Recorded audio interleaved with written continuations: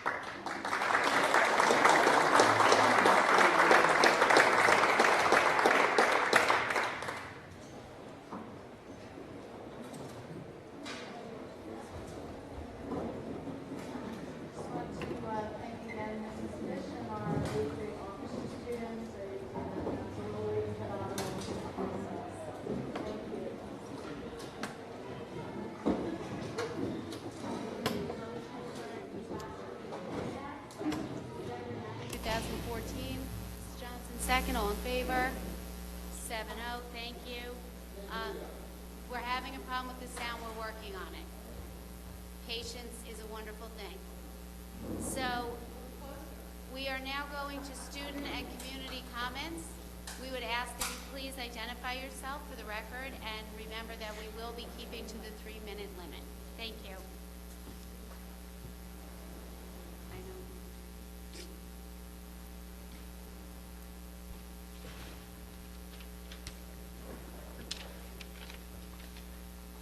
know. Good evening.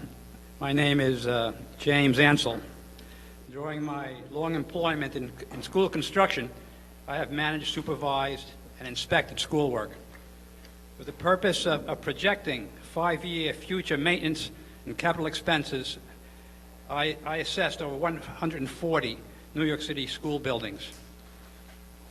Here in the present, I have attended all of the bond presentations. I have doubts about the proposed bond. With the possible exception of the yet-to-be-justified science labs, every illustration I have seen depicts repairs which fall under the category of maintenance and should properly be funded from annual operating budgets. Last spring, I attended a budget and facilities meeting at which the director of school facilities presented the 5-year projected maintenance cost. Over 5 years, the amount was $13 million. Personally, I have inspected the needs of the previous roofing bond. My impression of the director was and remains that he is knowledgeable and competent. It is an impossibility that school buildings within less than 1 year could have deteriorated to the point of needing $30 million worth of maintenance. Parents may rest assured that the building infrastructure is not at the point or even remotely near collapsing. The reality is that the school budget should safely be spent to meet the educational needs of the children. Yesterday, I spoke with a local successful contractor. He related, in town I have people who will obtain 5 estimates before giving me a contract. Regarding contracts, I call into question the practice of engaging one sole architect to estimate the cost of work upon which the same architect, without competition, will base his substantial fee. Further, per school education law, it is not permitted to enter into any arrangement, verbal or written, guaranteeing the award of a substantial contract on the basis of a bond that is yet to be approved. That the architect is providing preliminary work gratis makes no difference. Such arrangements are suspect and can result in a bond amounting higher in the tens of millions of dollars. From the questions that I have heard by board members presented to the architect, 30 seconds. I observed their unfamiliarity with construction. Trustees, being experts elsewhere, are unsurprisingly not qualified to plan school construction. And what so far has been planned, there are major overlooked saving alternatives. I do not fault the trustees. This is not the expertise of their respective professions. However, I do fault the recklessness of the hysteria being created. I stress the bad judgment of rushing into commitments wherein actual needs may be ascertained by addressing work in stages, thereby allowing the changing conditions over time to accurately identify needs. In summary, I am left with a fear akin to someone witnessing the planning of a high-speed car race on a moonless night where all the drivers are wearing blacked-out goggles.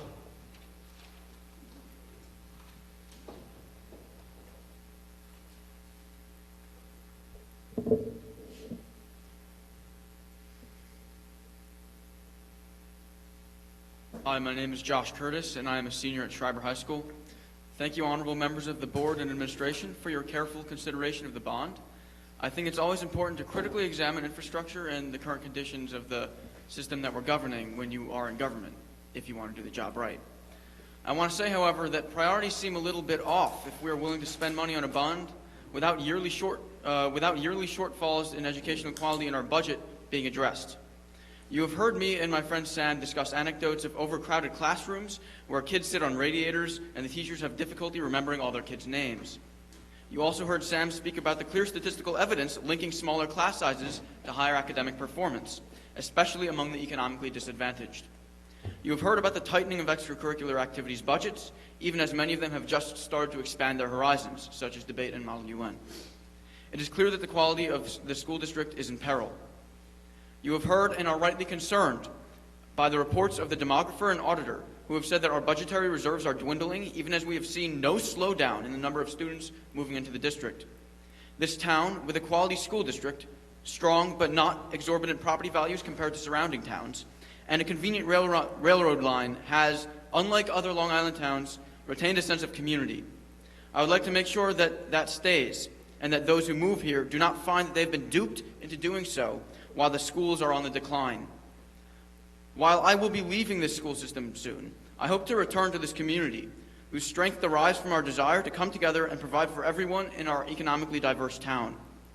When I return from college during the years ahead, I want to hear that the high school wins more debate tournaments than I ever attended, that the 3D printing class has become a premier program among the North Shore districts, and that the Vikings, even if they have still not won any seasons, because some things never change, play on well-kept, up-to-date fields without it being at the expense of the softball team.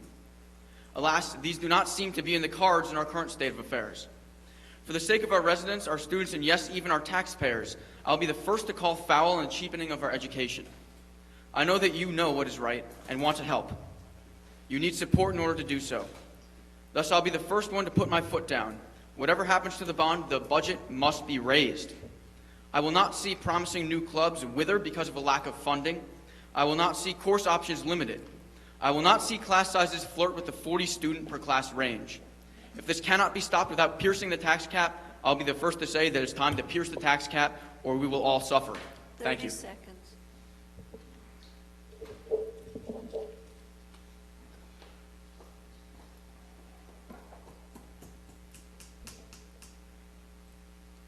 Hi, Dave Sattinger. Just want to wish everybody happy holidays, and it's time to give out some thank yous and best wishes. So to the students, a collective thank you. You're the shining light of our lives. And for the upcoming years, I wish you properly sized classes and less standardized tests. 2 additional minutes between periods so kids don't feel like they're on a hamster wheel. The ability to have a small snack and carry a water bottle so you don't have to go 4 hours without either. To the teachers, a collective thank you for the tremendous job you do. My kid continues to get a first-rate education, and you're on the front lines. Really appreciate it.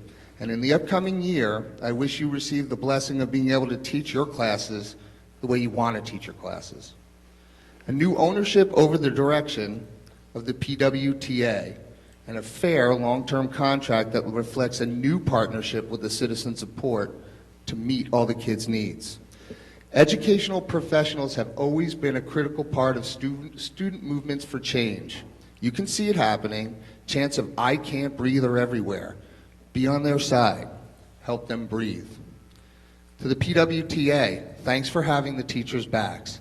Basic worker protections are at the heart of what make this country great. For the coming year, I wish for you an epiphany. The support for public unions is the lowest I can remember in my lifetime. It shouldn't and it needn't be that way. To Dr. Mooney, Dr. Westervelt, and our principals, thank you for your commitment to forging ahead with new educational programs and training such as Math in Focus. It's the right direction and it's fantastic. I wish for you an independent financial analyst to remove you from the budget process and get the best possible deal for the kids. To the board, thank you for investing yourself in the system. You do it for the right reasons, certainly not the pay. You get it from all sides, coming and going. I really do thank you. I wish for the coming year you have more transparency and more public involvement and participation in the decision making. I wish for you a deal with the PWA that brings foreign language into our elementary schools and a fully funded GATE program. And finally, to the public here tonight watching on the stream, thank you for participating. That's what makes this district stronger. I wish you greater insight on the bond vote. The amount is staggering. The scope is massive and 30 inefficient. seconds. Yes, we have to invest in our schools, but this proposal, at least $68 million as of last week, is just too high. When you hear that you must pass the budget to maintain the educational program on which your house value is built, remember, it's true only if the money is spent wisely and properly. The proposed bond does not do that. Invest yourself in the facts. You will find you're being misled. Thank you.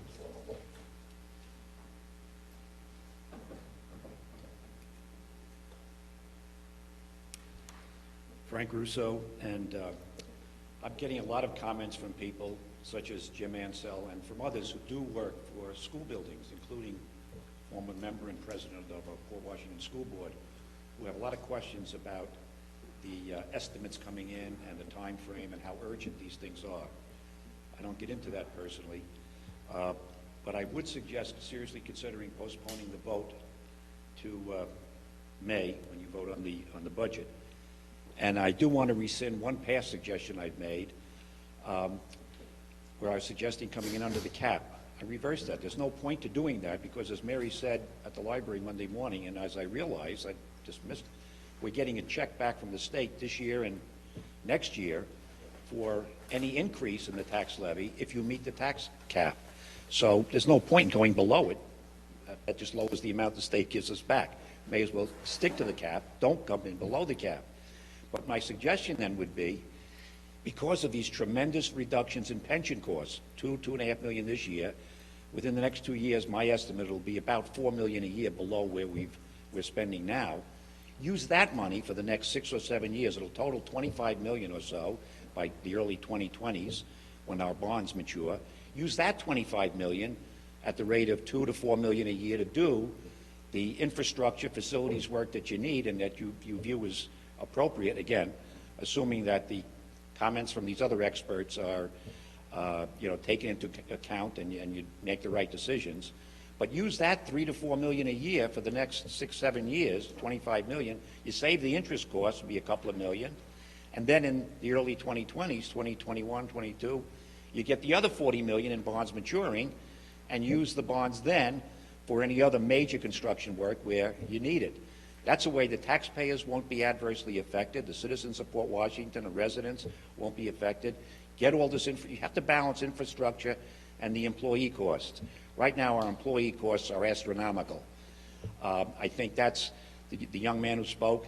If there are, I didn't see any classes of 40 or even 35, but we have 300 classes at Weber and Schreiber with 20 or fewer students. So I think we can actually save, maybe half a dozen to 10 teachers right there if we got up to 25 kids in a class. But we have to balance. We don't want to hurt programs for students. 30 seconds. So my suggestion is use this extra pension funding, $25 million over the next 6, 7 years. Use that for infrastructure. Use the other increases you make in the budget for the 2% cap for program improvements and whatnot. And everybody wins that way. But I also suggest postponing the vote to May. Thank you.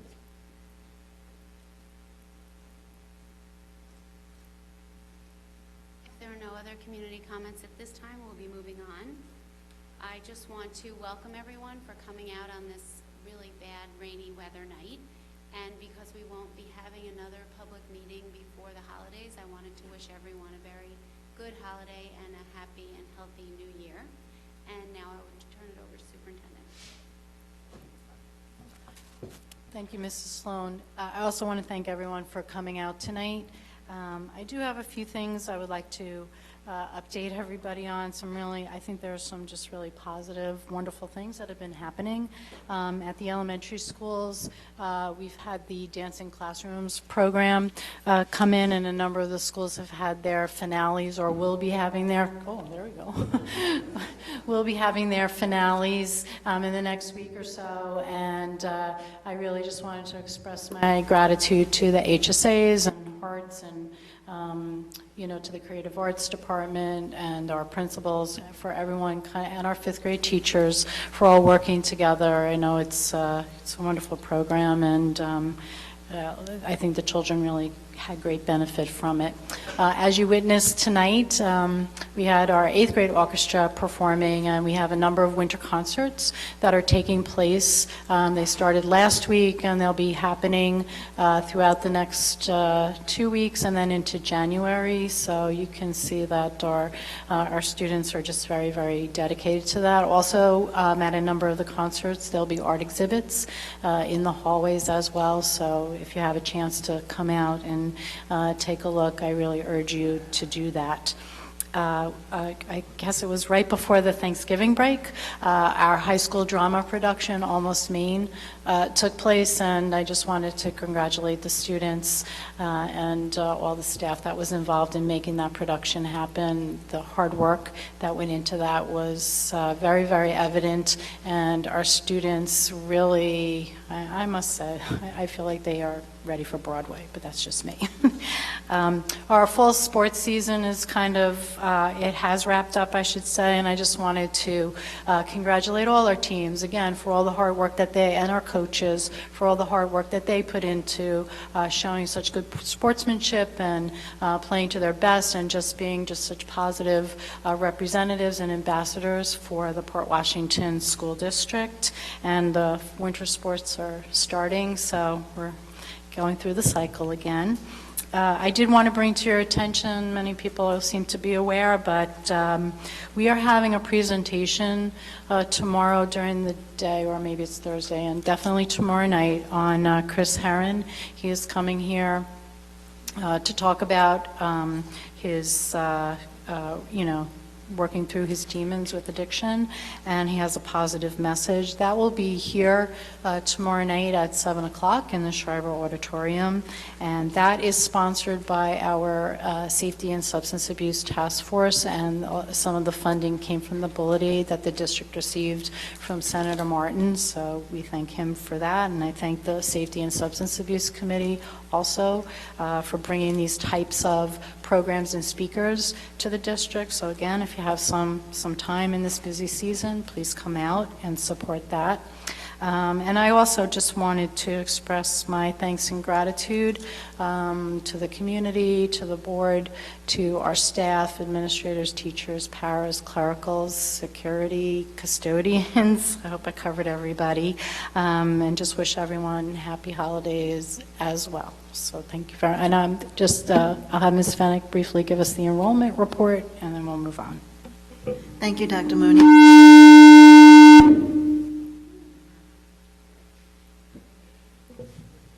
Okay. I'm staying away. As of December 3rd, 2014, we have 5,342 students.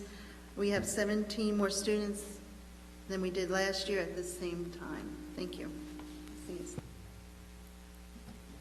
I'll make a motion for the approval of the minutes, November 18th, 2014, and December 1st, 2014. Do a second. Mrs. Johnson, all in favor? 7-0. Thank you. And we will now move to the discussion item. Dr. Moody?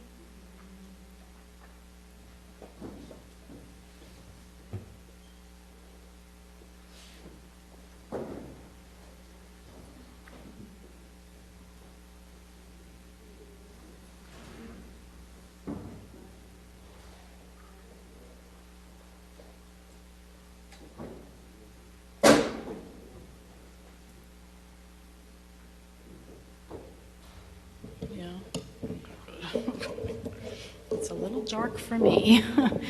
Okay. Once again, thank you, everyone. I don't have, I'm sure you'll be relieved to know, I do not have a lot of slides tonight, but I do have some follow-up from the meeting that was held last Monday, December 1st, and I will be, at some point, a couple of our architects are here tonight also. We have gone back and done some additional follow-up and review, tried to answer some of the questions that were raised by the board at the last meeting, so I hope to facilitate that discussion with you tonight. Okay, so We do have some feedback after the December 1st presentation, and I did have a meeting, as did some board members, with our HSA PTA co-presidents on December 2nd.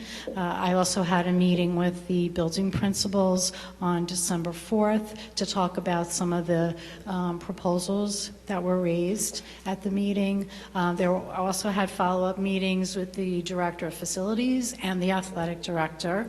We also had some follow-up meetings. The HSA and PTA co-presidents, they circled back with their principals as well, so that everyone could see what the proposals were and make sure that everyone is in agreement and on the same page. We did, as a result of some of these meetings, we do have some revisions that occurred, and we did present those to our architects, which we'll be talking a little bit about tonight. I did do an overview summary similar to what I had presented last Monday night at parent council meeting. I know there are some people here tonight who were there yesterday morning. And I also went back once again to the principals once we had a couple of revisions and new drawings, just to confirm with the principals that the current list of the facilities needs and the revisions are what everyone seems to understand to be where we are. So in terms of the facilities needs follow-up, where administration is at this point, we had proposed costs that essentially resulted in somewhere between $33 and $34 million. And what the board, you'll see on your spreadsheet tonight, which we'll go through a little bit, is that the facilities needs portion is at about $34 million. Now this does include, this is simply a reminder, this includes the fields, the air conditioning and common spaces in each building, the security, the technology, and the needs that were outlined for each building that Mr. Restano went over last Monday. For example, these are just examples, renovations such as science labs and repairs such as the bathrooms. And there were some pending projects that we're going to discuss tonight, and that would be the turf for the upper field, and just we looked at some reductions in some of the paving cost. So I'm just going to pose this question to the board to ponder. You don't have to answer this right now, but this is an important piece as we move along in the process. Is there consensus, both conceptually and in the total projected cost, regarding the facilities needs portion of the bond? So, like I said, I'll let you think about that, but what I feel administration can say is we believe that what we've presented and what we're presenting tonight is basically our recommendation.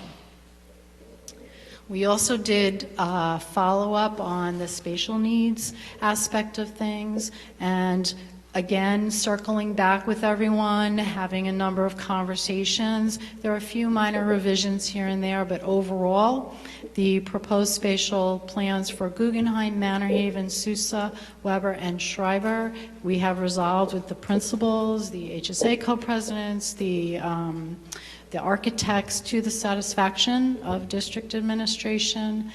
There were some outstanding spatial needs projects, and again, we will be discussing these tonight in greater detail. We had some discussion about temporary portables at Manor Haven and Weber during the construction, and I would like to thank the Manor Haven principal, Mrs. Cohen. She was able to come back to us with a plan where she could absorb the classes, I guess, and what would be happening in the building during the construction, so we are able to eliminate the cost of portables during construction at Manor Haven. At Weber, we've had a number of conversations with the Weber administration, and Mrs. Rodahan has really looked very closely. There were 4 portables that were designated, the cost of 4 portables, and we've got it down to 2. So you will see on your spreadsheet a more reduced number in the temporary portables. There was a great deal of discussion regarding pre-K at the last board meeting, and what we're presenting to you tonight, and again, our architects will go through the plan, we are back to a permanent structure of 4 classrooms, but we did take a really hard look at where could we reduce some costs, and our architects will explain that in a little greater detail. And then with Salem, we took another look at the 2-story addition, and we came back and felt that a 1-story room, an addition, would be appropriate for the science room, because when we got together and looked at the plans and looked at all the buildings, there had been some talk of not having any addition to Salem at all, but if we didn't do that, then that would be the only elementary school that would not have a classroom or a room designated for science, and we felt that that was an important issue for all of the elementary schools. Salem has also been missing an elevator, and in the 2-story proposal, the elevator was part of that. Instead, we went back and we looked at what would it look like if we were able to put the elevator in the existing shaft that is there. So there'll be some further discussion about that as well. So at this point, I am going to ask our architects to just go over the only new plans that we'll see tonight. We have some new plans for pre-K in Salem, and the upper field, the upper turf field, and then they will just talk a little bit about the spreadsheet, as I said, has been revised to reflect these changes. So I guess we have to switch out.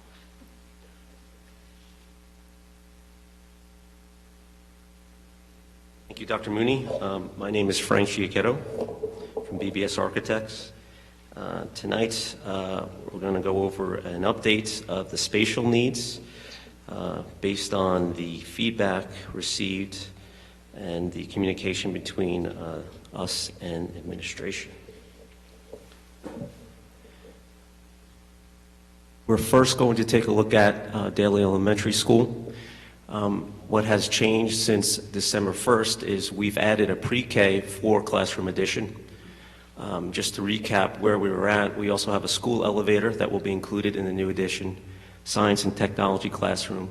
We've relocated the main office and the nurse's office into the addition. We've expanded the cafeteria. There will be an area for a pre-K playground and some interior finishes on the lower level. So this is a site plan just showing how the addition will lay out on the site along, I believe, Rockwood Avenue.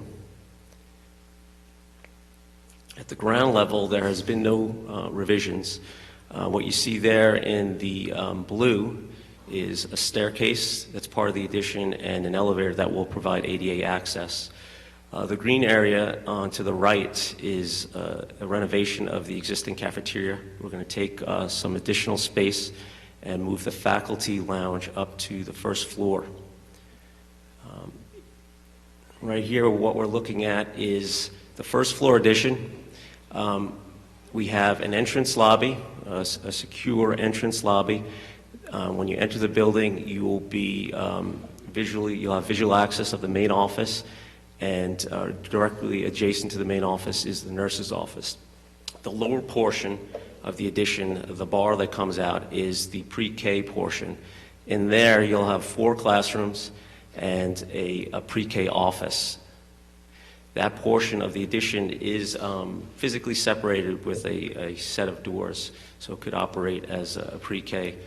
If you go to the second floor, what we've done to save some money and get some costs so that we could help pay for that addition is we took out about 100 square feet or so of storage space out of the computer science room. So you have a computer science technology room, you have a PEP room up there with a common storage closet, all accessible with an elevator with a new stair. Moving on to South Salem, As Dr. Moody mentioned, the main change here is we went from a 2-classroom addition to a 1-classroom addition, 1 story, and the new elevator is now within the existing space. This is a site plan just showing you the orientation of the addition on the site. Looking a little bit closer here at the lower level, that's where the new science or technology classroom will rest. There's an elevator in the green portion of the existing building. That'll give you access from the ground level to the level above. And then you can see here on the level above, the green area is the elevator poking through. Another change from December 1st is we've added a field at Schreiber High School. The upper field is what we're calling it. And I'll show you a plan here. This is a plan that shows a field hockey and a softball field. It's a synthetic turf field. The retaining wall will be replaced in place, but it's important to note that the softball field from home plate to right field is about 188 feet, and from home plate to left field is about 250 feet. So it's just to let you know what the dimensions of the actual field is. The field hockey field is 270 by 150, and again, this is with the retaining wall in place where it exists currently today. There's no additional square footage acquired with the retaining wall replacement. I think that. Thank you.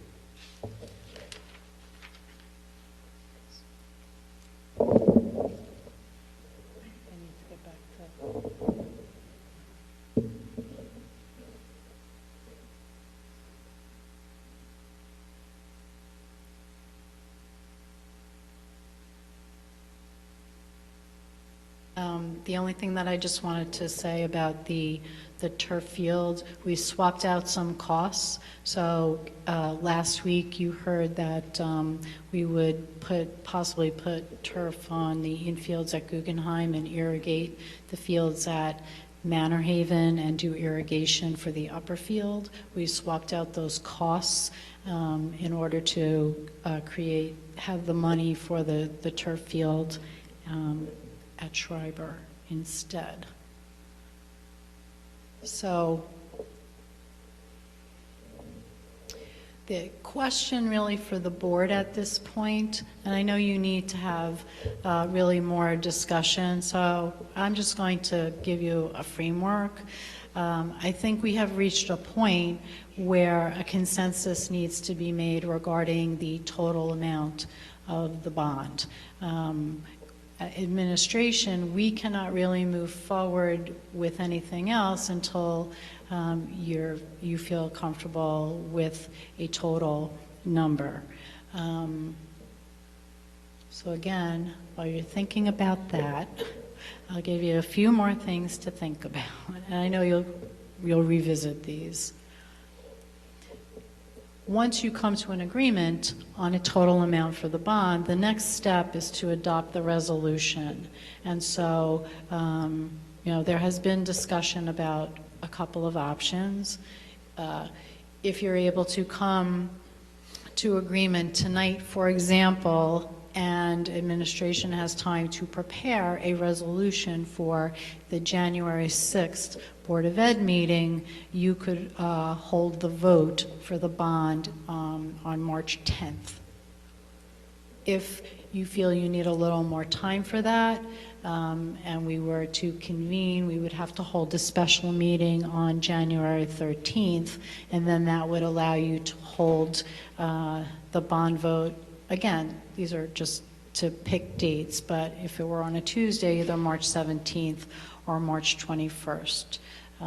So that seemed to be a time frame that I just had a sense of the board that you were looking to consider. So that's something else to keep in the back of your minds as you're talking about where you're going from here.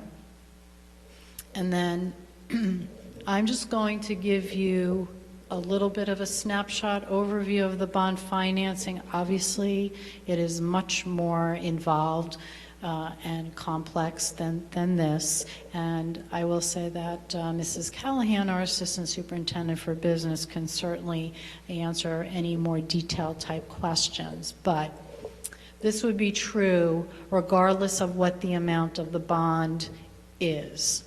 The first $750,000 of any future bond debt will be absorbed by $250,000 being taken from the technology budget line and $500,000 being taken from the transfer to capital facilities line in the general fund budget. For each $1 million of additional annual debt service, it would be equal to about a $90 increase in taxes for the average property owner. And that just to remind the community and the board that the district does receive 18.5% state aid reimbursement over the lifetime of the debt.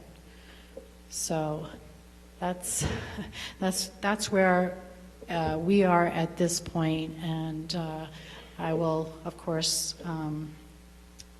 I guess, Mrs. Sloan, you want to facilitate a discussion among the board, so.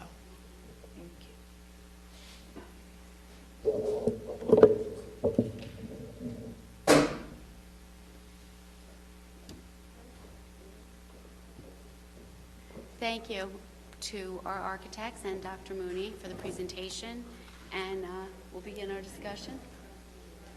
You want to go? Go ahead. Bruce? So this actually might be a question for Mary. The 18.5% that's reimbursed back by the state for the lifetime of the debt, I'm assuming that if there was any change in state policy that might be grandfathered in. Is that something that we can assume, not assume? I have come to learn you never assume anything with the state of New York. There have been good things that they have done, and there have been bad things, such as cutting state aid in the middle of a school year back in the early 1990s. So I have not heard, nor have any of my colleagues, that our state aid is in jeopardy of being cut. 18.5% may not seem much to anyone, 18 cents on a dollar, but on $1 million, we're talking about a lot more money. And so it is something to be considered. It comes in as a revenue that offsets the cost of our budget in the subsequent year. So for the softball field, it was a 188 by 250, I think. What is a typical softball field? Is that like on the smaller side? Is it like within regulation but not great? So I'm just curious as far as, are we just trying to get it in to appease a certain population, or is it like going to be a legitimately good softball field? The 188 field would be a very short field. You'd have to put a pretty high fence on that side of the property to protect the homeowners behind that. So it would not be the optimal design that we would have for a softball field if we were given, a larger expanse of land. So in a sense, we're kind of cramming it into that upper field area. So it is not the optimal location for a softball field. You'd have like you said, you'd have a fence, and somewhere on that fence would be a white line that would be painted, which would demarcate any ball above that to be a home run, or anything somewhat below that to be a ground rule. So with that said, is there a place for anybody to sit to watch the softball game? Bleachers space to either side of the foul lines. There would be space for some small seating, yes. Dugouts as well, I would think. And I know that a lot of the population is kind of concerned about the turf aspect of it. Am I correct to say if we don't actually turf it, it actually either has to be a softball field because it's dirt, or a non-softball field? I'm not following the question. Is this a question regarding the synthetic turf, or just whether it's grass?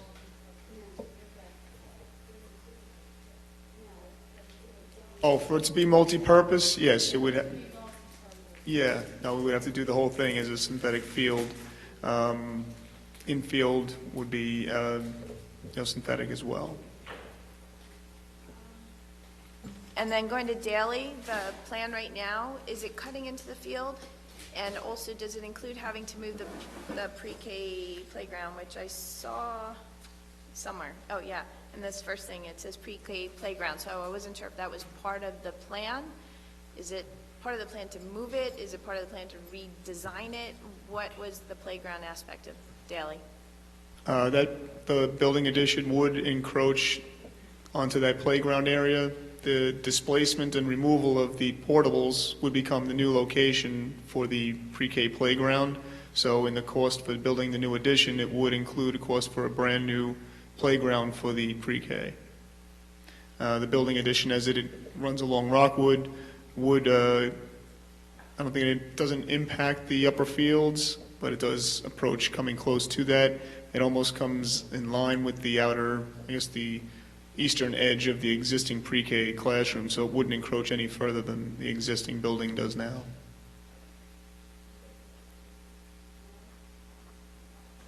Okay, thank you. I think we're getting close. I have a couple of questions. Going back to the upper field for a second, is the field allowable for league play with the size that it would be? Could we have home games? Okay. I would think yes. Okay. In looking at the Salem, the addition, and I just saw that for the second floor there's a roof, and then that had me wondering if that roof could be made accessible and perhaps be used for some continuation of the science stuff with maybe some outdoor stuff while it's there, or is that a whole nother can of worms that's a lot more expensive than I think?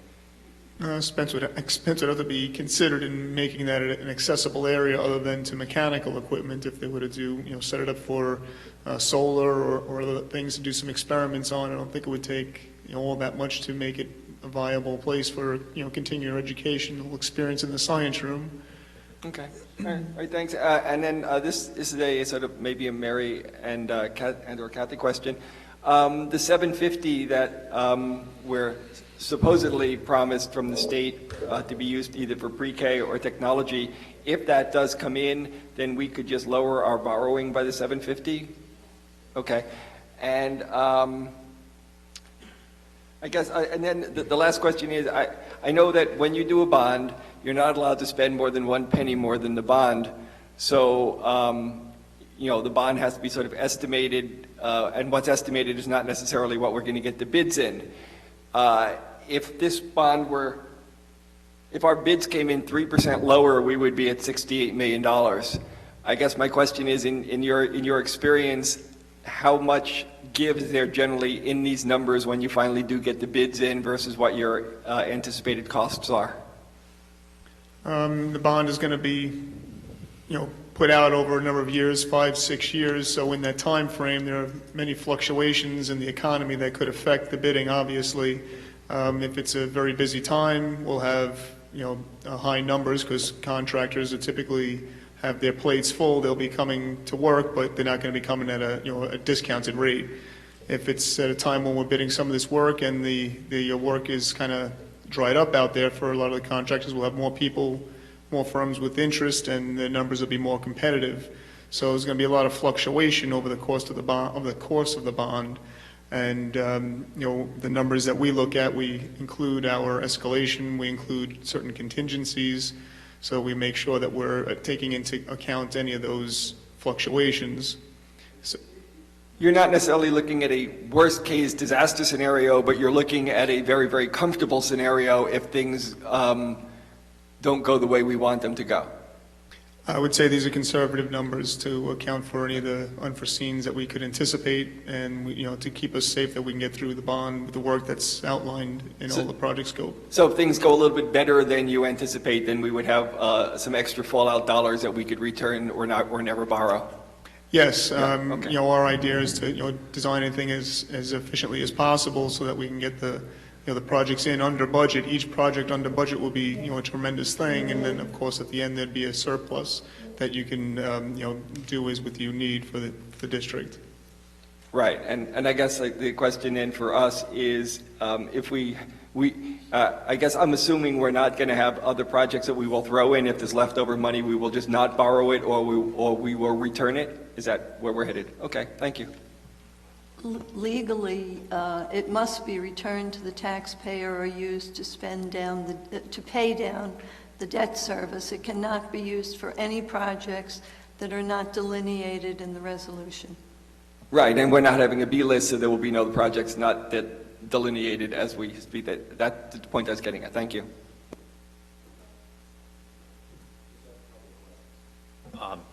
Thank you. This is very interesting. Going back first to the upper field, and is there the way you have it planned out now, is there any perceived difficulty with respect to the wall being next to the property owners? You mentioned that it may be high. Is there anything that we have to be concerned with that might be too high and ruin the quiet enjoyment of the landowners there? It will be a tall chain link fence. It's not like it's a massive structure, but the fence in that area, we'd have to see exactly how high that will be, and then relative to the property behind there, which is slightly elevated above the playing field now, so it might not appear to be 20 feet high in someone's backyard. It might only appear to be the normal height of a fence that you'd have like 8 to 10 feet. So that's something that we'll have to look at a little closer when we're, I guess, laying that out to know exactly how high that fence may be. It could be that it's a 10-foot high fence, and then there's some pole extensions that we can use to put up netting. If we want to, instead of doing a permanent chain link fence, to put in some poles that could be used to hoist a protective netting up that would be used only during softball season or during a game. This way that obstruction wouldn't be there year-round.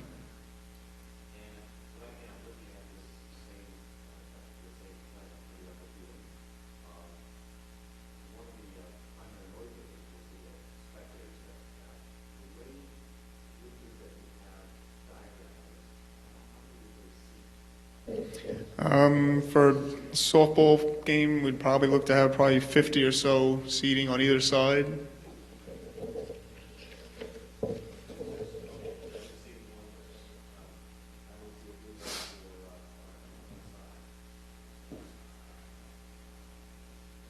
Right, that's on the left field side there, along just before you get to the retaining wall. Do you have a number on what those bleachers see? That other side would probably be more or less, you'd have a dugout and then probably not much more room for bleachers on that side. But we could look at, it's probably fit a smaller movable set of bleachers over there.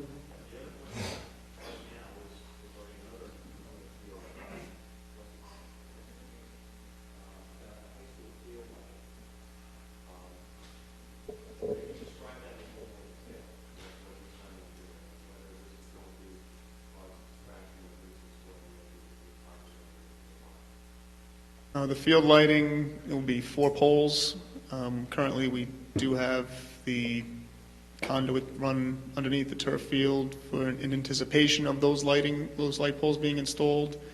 The design of the poles and the light output is given to us by the company that's, I guess, would be hired to do the actual installation and fabrication of the lights, and they would do a photometrics plan for us to show us not only the light that will be thrown on the field, but also any light spill that would come out from behind the lights to neighboring properties.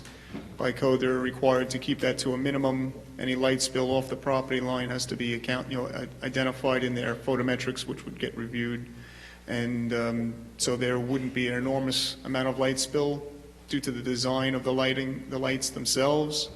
So it would be, obviously, when they're on, they'll be visible and there'll be a glow, but the minimum amount of light that would come off those poles would be considered in the design and the overall output of those lights.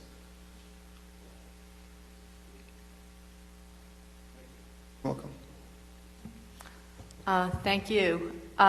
Just really one question or two questions. Could you explain more specifically where is it here? Under Weber, the asphalt curb, sidewalk repair, drainage, and additional parking for $550,000. I mean, the Weber parking area currently is relatively small. I mean, it does have that steep incline. That's a problem. I don't know if you're talking about leveling that out, or just if you could be more specific. Right, in the discussions with Jim Restano and walking through that site, we're looking to find ways of increasing parking over there and trying to eliminate or work in that transitional area where we may need to build some retaining walls in order to make that more safe space for parking, if we needed to improve the drainage in that area, if we needed to work on curbs, sidewalks, things of that nature. So that's, that whole back area is being considered, in addition to, I believe, the back area by the receiving, where there's a lot of, that's a kind of a tight, crammed area, and there's some drainage issues back in there as well. So all those areas we're looking to take into account as far as asphalt repair, curb work, sidewalks, drainage, and additional parking where we can fit it. Are there any other areas where you're going to be putting parking spaces besides trying to get more spaces out of the back lot that's right behind Weber? Is there other areas that are going to be paved for additional parking spaces? As you know, that site's a very tight area to fit anything, Yeah. so we're really kind of working within that one main space that we have. No, it just seems like 550, I was just trying to figure out, it just seems like a big number, but I don't really have any reference points, so I just wanted to. Okay, thanks. That's it.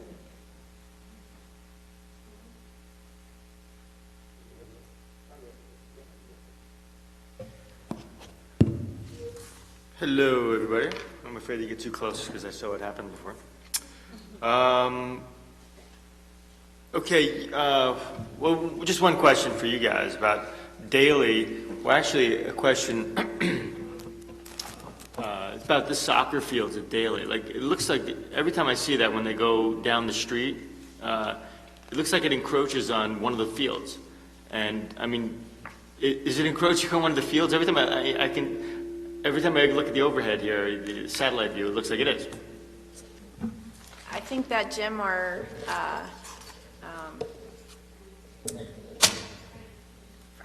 Frank or someone could probably, the way it looks like to me, it looks like it is, but I can't really tell. It might be Stephanie or Jim or somebody that might be able to point it out, but from a school perspective, I don't think they play games on that field. They only play games on the other field. I could be incorrect.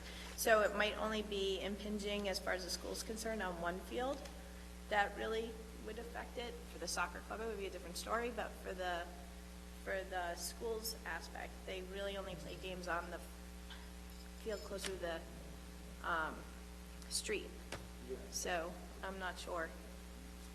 Okay, I mean, just like for the Port Washington Soccer Club, I see that for the little kids, they played 2 full games on both of those sides. I don't, because when I was talking to Alan before, he's like, no, there's one field there, but every time I've seen it being played on, it was always 2 smaller fields that are set up.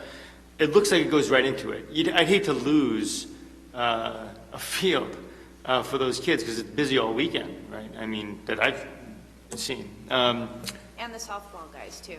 Is that right? Yeah. Anyway, so,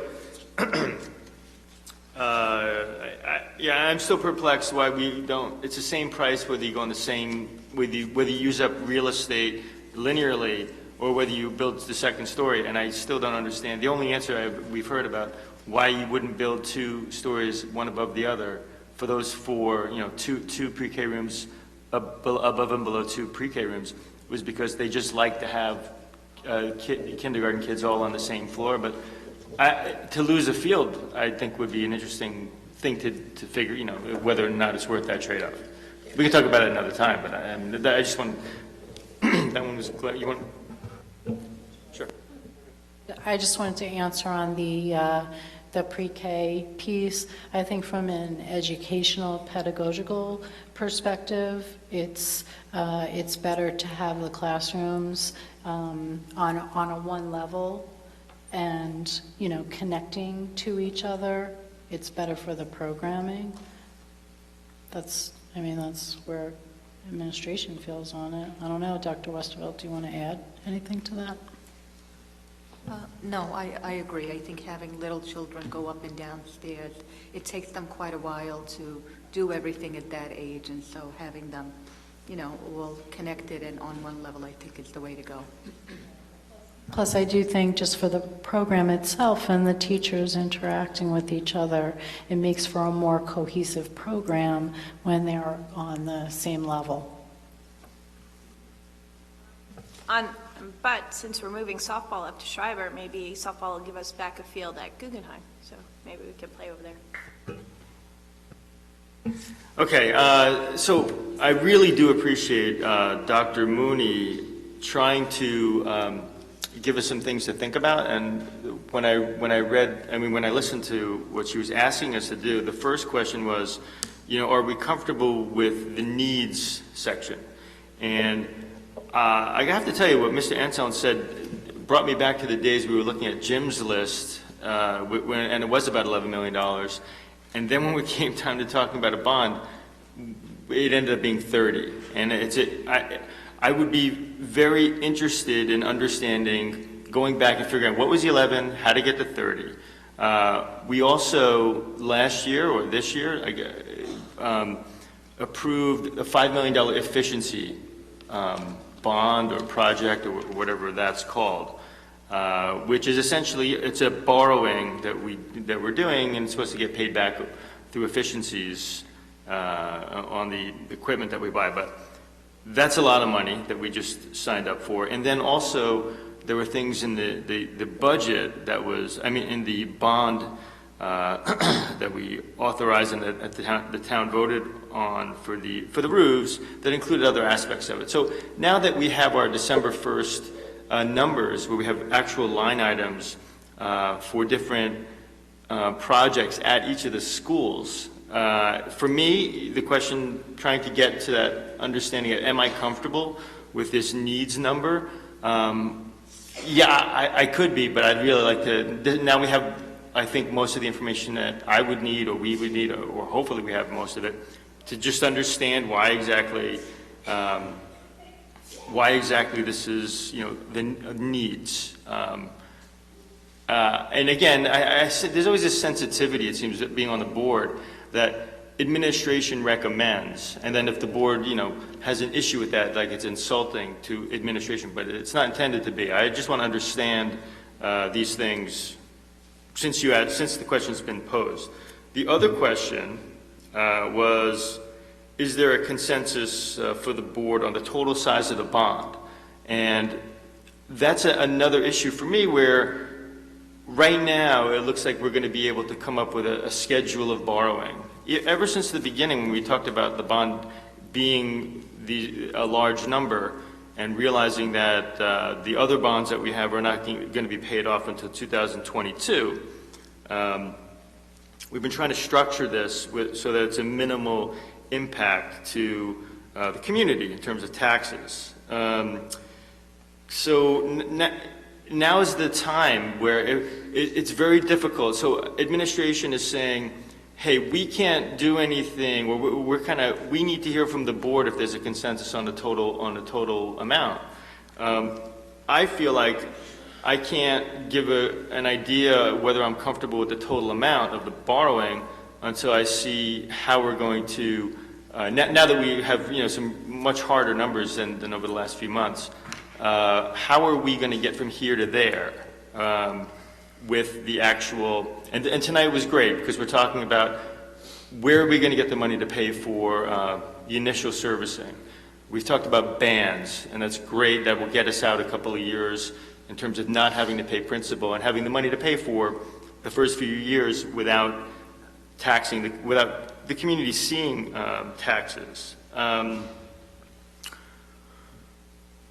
But this is a question that keeps coming up in my mind, that when we do see that schedule and we see that we are not going to be borrowing this money until 4 years from now, when we come up and say we're borrowing 1, 2, 3, 4, 5, 10, 10, 10, or whatever that schedule is, which is really important that we need to put these numbers down now, and I know that we're collecting them. if we're not going to be borrowing the last 40 million until 4 or 5 years from now, I'm curious, what's the difference between committing the district to that now versus commit the district to 30, 40 million now, and according to the plan that we have of when we would be borrowing anyway, make a decision that let the future board and community decide for 5 years out. Again, it's hard to say these numbers because we haven't seen the schedule of borrowing, and leave the remaining big dollar amounts for future boards and future communities to decide and vote on.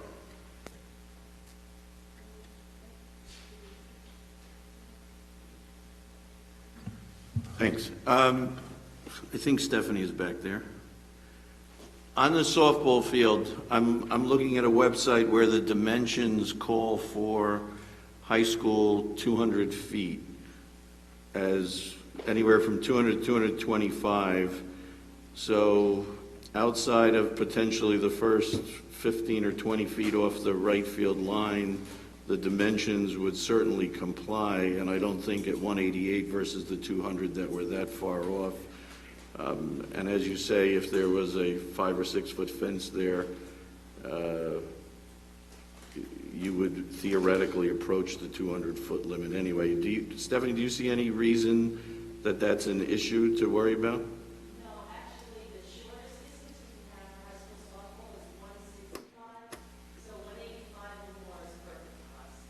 Okay. Right, all right, so that's a non-issue. All right, that was one. There seems to be a number of discussions about what Jim's list was and what it wasn't. I think that somewhat we have to refer to 2011 when the actual facilities document that we filed with State Ed totaled some $40 million of various projects that the school filed as being needed to keep the school district's buildings up to snuff and everything else. And that included a bunch of stuff that then when we talked about what did Jim need for guts and this and that, so we're not talking about apples and apples when you talk about that, but even if we want to use the 13 million as a reference point, there are, and we go to the $34 million column, there are a bunch of things that aren't on Jim's list. Renovation of science rooms weren't in the guts. Auditorium at Weber, there's $3 million there. There's $4 million at Schreiber that wasn't on the list. There's $5 million of athletic fields that wasn't on the list. There's $2 million of air conditioning that's not on the list. There's $2.6 million of technology that's not on the list. And there's $1.6 million of security that's not on the list. That's 19. If you add that very quickly just to the 13, you're at 32 of the 34. If I really go deeper and deeper, I'm going to be able to make the two numbers match a little faster than I just did there. But I think it's really disingenuous to say that we were at 13 million and now we're at 34 million and the buildings are falling down. I think that's just not a proper comment to be made at the microphone, and that somehow the numbers have magically changed. Let me think what else. So I think that sort of ties those together. Mary, I know, has been getting some reports actually on the financing. I don't know if you have those to hand out, or you can... I don't have copies to hand out. However, because there have been multiple different scenarios that we have tested to say if we borrow $25 million, what will be the impact? If we borrow $20 million, if we borrow $10 million for 6 years in a row, what will be the impact? The most recent information that we did today showed that we could borrow 10 million, 10 million, 10 million, and then 28.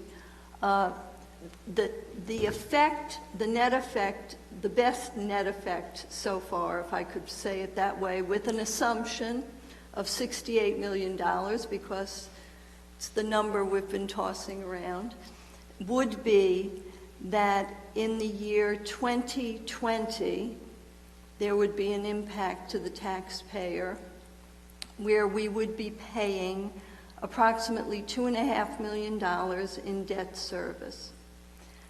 Of that $2.5 million, as we spoke earlier, the first $750,000 would come from the two budgetary lines that we have designated, if that's still the board's desire, bringing down then the debt impact to $1.7 million, and the $1.7 million on what we always use when we talk about tax levy for the average homeowner would be an increase of $153. That would, if this is the model we go with, because we will have to build a plan for construction and renovations that would match this particular scenario, the year just before our debt falls off, in 2022-23, there would be a greater impact of $225 for the average homeowner. The following year, we actually see no impact whatsoever because the old debt falls off and the new debt slides in. So you're talking about approximately a 4-year period, 2020, 2021, 2022, where you would have $153, the same $153 increase the next year, $225 in 2022-23, and then no impact in the future. That's that scenario based on these numbers with a variety of assumptions that certainly will change depending on what projects come first or how we plan to match the projects with the financing. And if we have a number, then we can really work very hard at a variety of scenarios and present to you the impact on the tax rate. And of course, these assumptions are based on what I would say everything remaining the same, because I only know the current assessed values, I know our current tax rate, but those are the major factors that you add in when you try to determine the difference in your taxes. That's the given.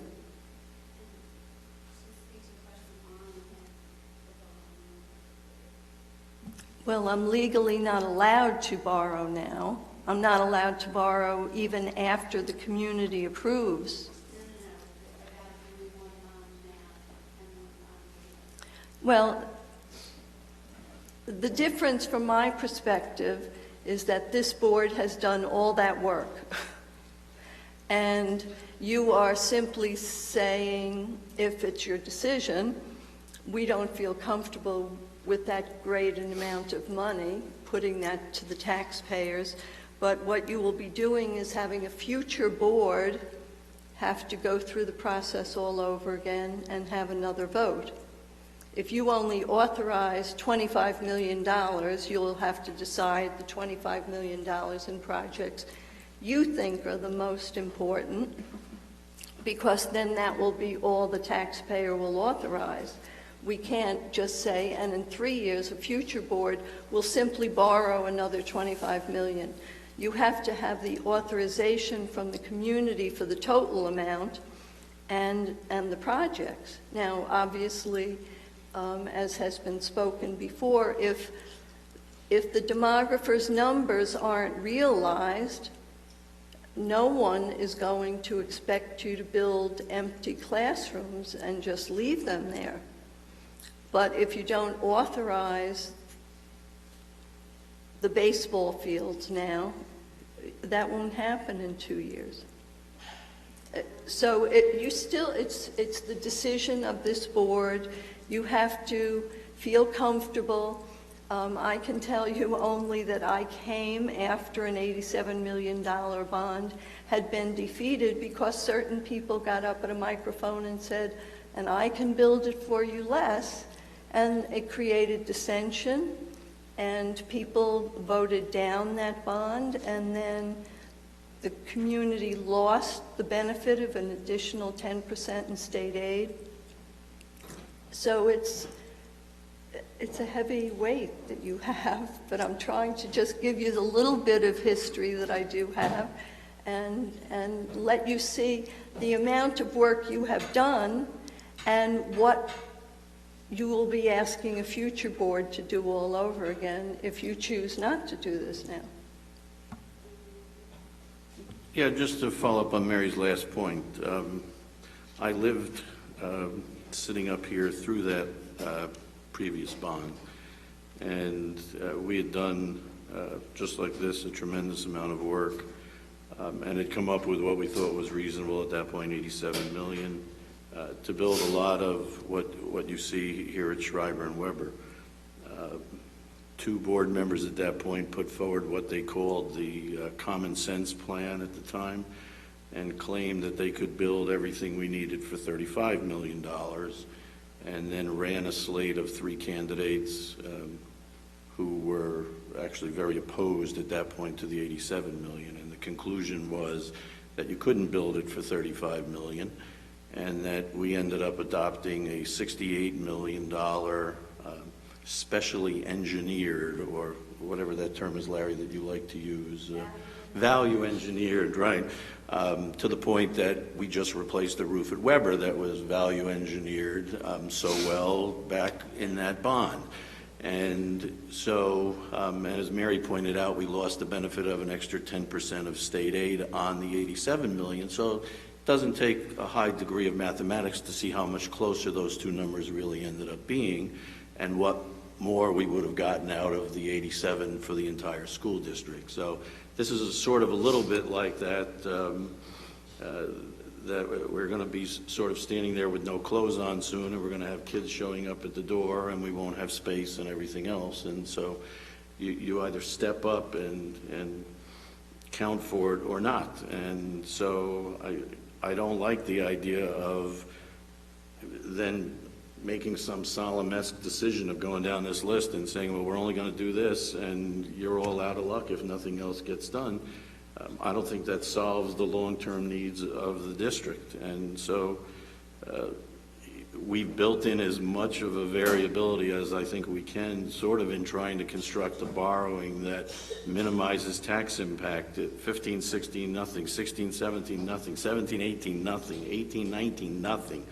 And so, and all that time, construction is going on, kids are getting the benefit of that stuff, and then you're going to have a 3 or 4 year period. So if you average out your cost over the entire length, from the time you vote in 2015 to the time the present bonds fall off, the average is less than even the $90 per year. You're not going to approach that number. And yet we will have the benefit of all of the things that are listed here much sooner than that. Plus, you still have the capability to not do some of it, as Mary commented. If the demographers report and 350 kids aren't showing up, you won't build those classrooms, so you won't be at 68 million. You could be at 52 million or 48 million. There's a lot of line items that are in the second column as spatial needs that are tied to adding more classrooms. If we don't have another 100 kids at Manor Haven, you may not build a $5 million addition. So, but I think that everybody who's involved in education will want to know that if these things occur as have been predicted, that we have the available resources already lined up to take care of it, at least from where I sit. I just wanted to add to that. The other day at a meeting, a community member asked why we were doing this bond. Why is this board doing this bond now, and why don't we just do part of it? Similarly to a comment that was made, why don't we just do the needs? And the reason that this board is doing it, and the reason we started looking into it, is because we believe we have to look out for the long-term needs of all of our students in this school district. Now, that really complicates things because we talk about the needs and we talk about the spatial. And I've been very closely involved with this from the day it started and presenting things to the community. To make things clearer to the community, we've tried to do facilities, infrastructure, and spatial needs. But they're very intertwined. And I couldn't possibly, and I've looked at this day in and day out and seen everything that's gone into it and investigated every piece that's gone into it, I could not possibly determine which half of this list we were going to do and still serve the best interests of all our students. Everything in here needs to be done. I believe that. If the demographer's report is wrong, we will not be spending that money. That's the only variable. Everything else in here needs to be done. There are people that come up here and say, why wasn't this done before? Why wasn't this put in the budget? And you know what? I'm not happy about that because there's some truth to that. So we have to do it now. We have to get this done now. That's why we're doing it all now. And we have structured it, thanks to the help of the Budget Committee and Mrs. Callahan, to have the least possible impact to our taxpayers. That is all we can do. It is a burden as a community that we have to bear. We have to look out for our students, and we have to bring our school district up to speed. So I hope I've spoken to the question I was asked the other day about why this board is doing this now. Larry? Yeah, well, you guys answered most of my questions about the timing of the bond and why we need to do it now. The one question I have is a simple question. Mary, when you're talking about debt service, that includes interest and principal? Okay, thank you.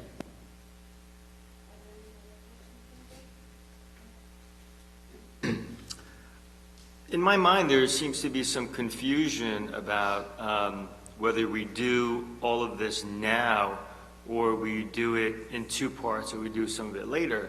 Because even when we're talking about doing it all now, some of the stuff is not getting started in 4 or 5 years.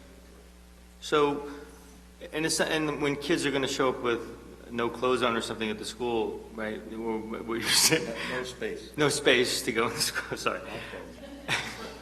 So, unless that's a new policy coming out. New dress code. So, you know, no room in the schools. I mean, whether or not, I'm just trying to figure out the difference between voting for 40 million now and 30 million later. Let's say we do everything on this. I just don't understand the urgency to commit the district without question. Like, for one thing, like, let's say that we come up with a schedule of bond borrowing and we authorize, like, I guess I'm not unfamiliar with what the legal aspect is when a community commits to being willing to borrow, let's say it's 68 million tomorrow, right? Now, is it up to any future board to decide, you know what, we've already authorized the 68 million, but we didn't necessarily, we're not held to a schedule. And they could say, well, you know, let's just do it all now. And yeah, so if anyone has some clarification on that, we're talking about what we'd like to see is a potential borrowing schedule, associated with a bond number. But is there any restriction on future boards to adhere to that particular schedule, or can they just change it? The only restriction on a board is to do the items that are noted in the resolution. In your worst case scenario, no. Next year, if you're not on the board and some board member decides to start a campaign to borrow all that money, then, and if the other 6 board members agreed, as soon as the contracts are approved after a bid, then we can borrow the money. So you would have to bid out every one of these projects. You would have to have them going throughout the school year for over 2 years. I really don't believe that any board would do that for the health and safety of students. So physically, I don't think it's possible for a board, even if they chose to ignore what the wishes of this board, it's not physically possible to do all this work in such a short period of time and borrow all the money. Because the plans have to be approved by the state, the specs have to be written, the bids have to be let, the boards have to approve them, and once the contracts are signed for the specific work, that's when the borrowing may begin. And that money has to be spent down within 24 months. So I can't imagine $68 million worth of work being able to be accomplished within a 4-year period from now anyhow. Well, that's an interesting thing, right? So we're willing to say we have no idea what the costs are going to be. These are the estimates of these projects, right? We're estimating out 5 years from now what it might be. And, you know, we talk about when we should just do it now because we've done all the work. Well, in 5 years from now, when we say, hey, we did all this work 5 years ago, so let's pull out our estimates, they're not going to be as meaningful as they are today. So there's going to be, you know, the work when the new project comes up is going to be similar. I just think it's an interesting thing that we're doing. We've agreed, I think, that we want to stagger out the borrowing, right? But future boards don't have to do that. So we 7 might say, hey, this is great, let's just get it all done now. But in all honesty, 2 years from now, another board could vote 4-3 we want to get this thing moving now. The community's already approved it. Now, yeah, well, the community's approved a $68 million borrowing. They're not held to a schedule, right? So like Mary's saying, you know, I'm just saying, what's the difference between committing the district and having people authorize or vote for 40 million and then do 30 million? And there's no difference, because when the next 30 million come, the estimates will be taken out of the folder from 4 years ago, and they'll dust them off and say, we still want to do these things, or we don't. And the community votes on another 30 million. I just don't see the difference. But now the one big difference is that any future board over the next 7 years could just change their mind about all the work that we're doing regarding the schedule. I thought you were addressing the concern of the cost coming sooner and for a greater amount.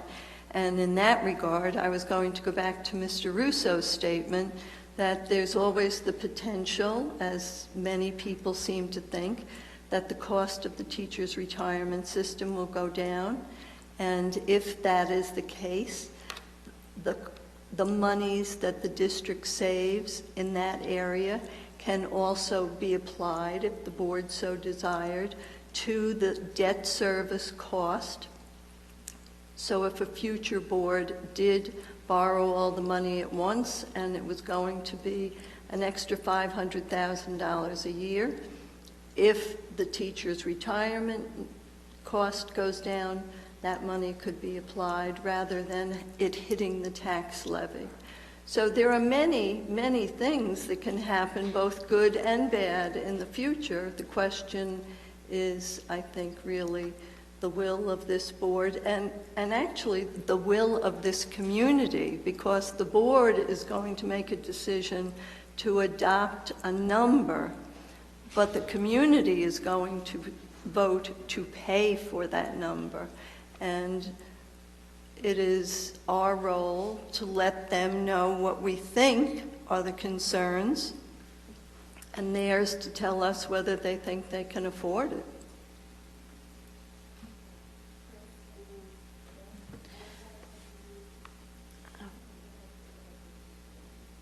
No, I'll go. So I've been a huge proponent for this bond since day one, and honestly, I'm not like, yay, more taxes or anything like that, but you know, I would go over $70 million if I felt that we needed to go over $70 million. So to come back and say $30 million this year and $40 million a couple of years from now, I kind of look at it as, well, right now we've been asked on several occasions to come up with a 5-year plan. What the school district's doing over 5 years. Well, a 5-year plan to me can't be, all right, so instead of doing $68 million now, we're going to say we'll do $30 million now, and we'll ask somebody in 5 years from now to do what we should be doing right now.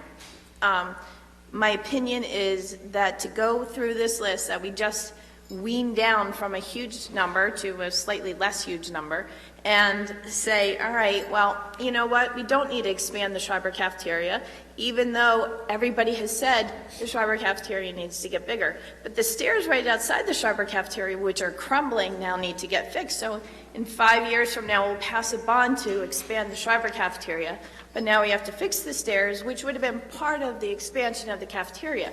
So part of what we're doing would be double work, kind of like building that temporary walkway at Daly to then later possibly build buildings.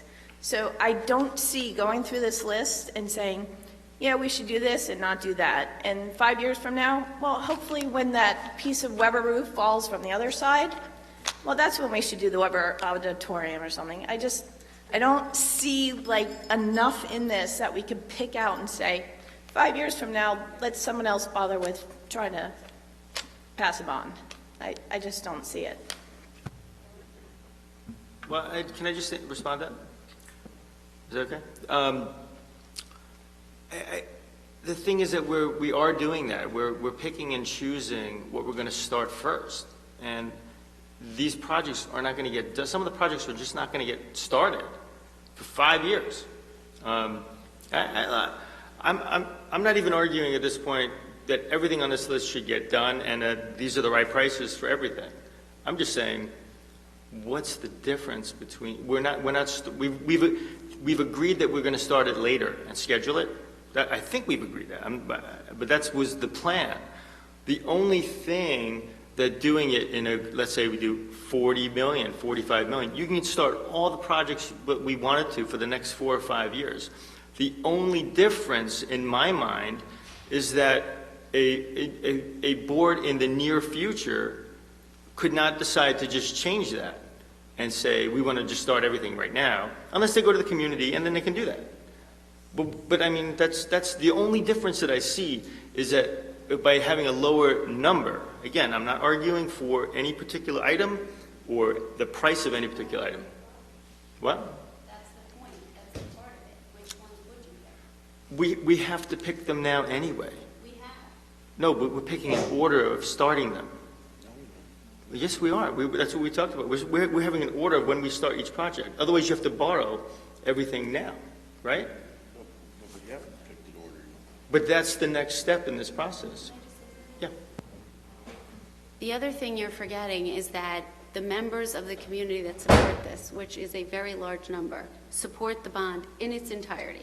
If you started saying to this group, we're not doing this now, hopefully in 5 years someone else will do it. We're not doing that, hopefully in 5 years someone else will do it. Suddenly, you have people who don't support that. They support the idea that we are now coming together, we have looked at this carefully, and we are putting forth the entire bond, that they have a commitment that all of these things will be done. If you take that away, you change the whole scenario. They understand that their project may or may not get done until 5 years from now. In this bond, it's being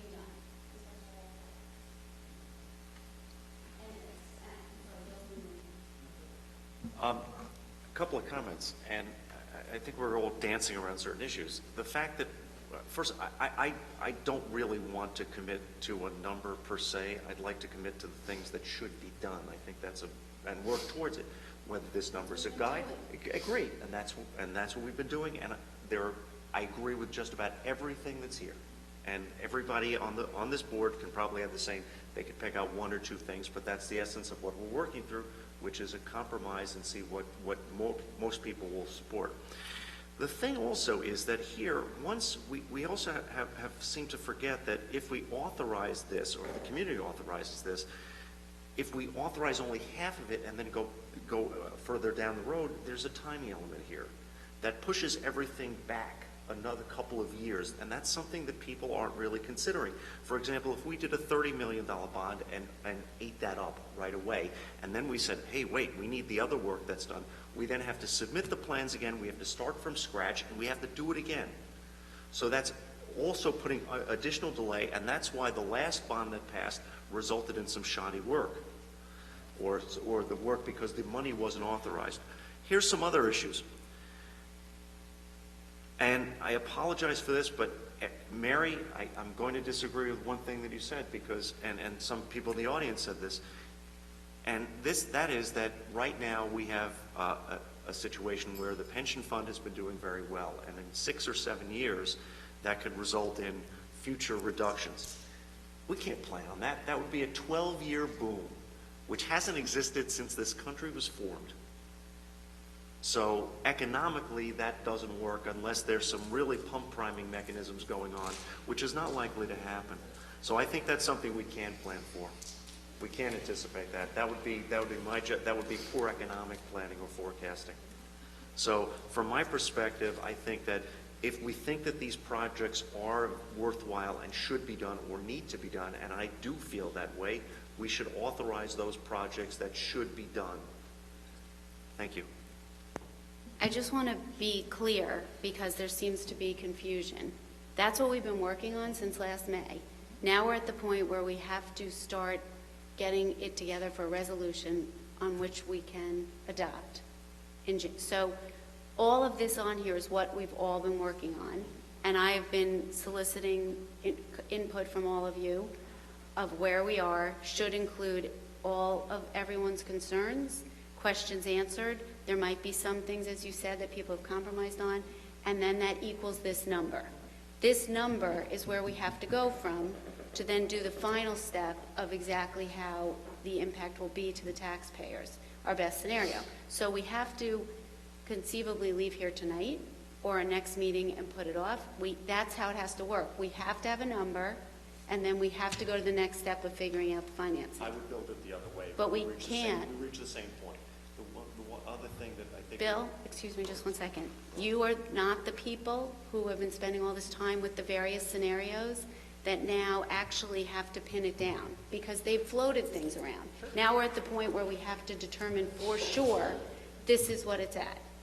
If for some reason someone on the board then becomes uncomfortable with what that impact's going to be, I guess we'll have to address it. But we have to do it in this order. We're getting to the same place. Okay. Nora? No, I just want to say that I agree with what Karen said in pointing out that this bond is the result of looking at the entire community and the needs of the entire school district. And there are different, people that are more interested in one thing than the other, but everything in here is really important. And I just don't see, in response to Vern's question, like what's the difference or why not, split it, I just don't see how that arrangement would be satisfactory to anybody who's been involved in this or any of the people that are supporting it.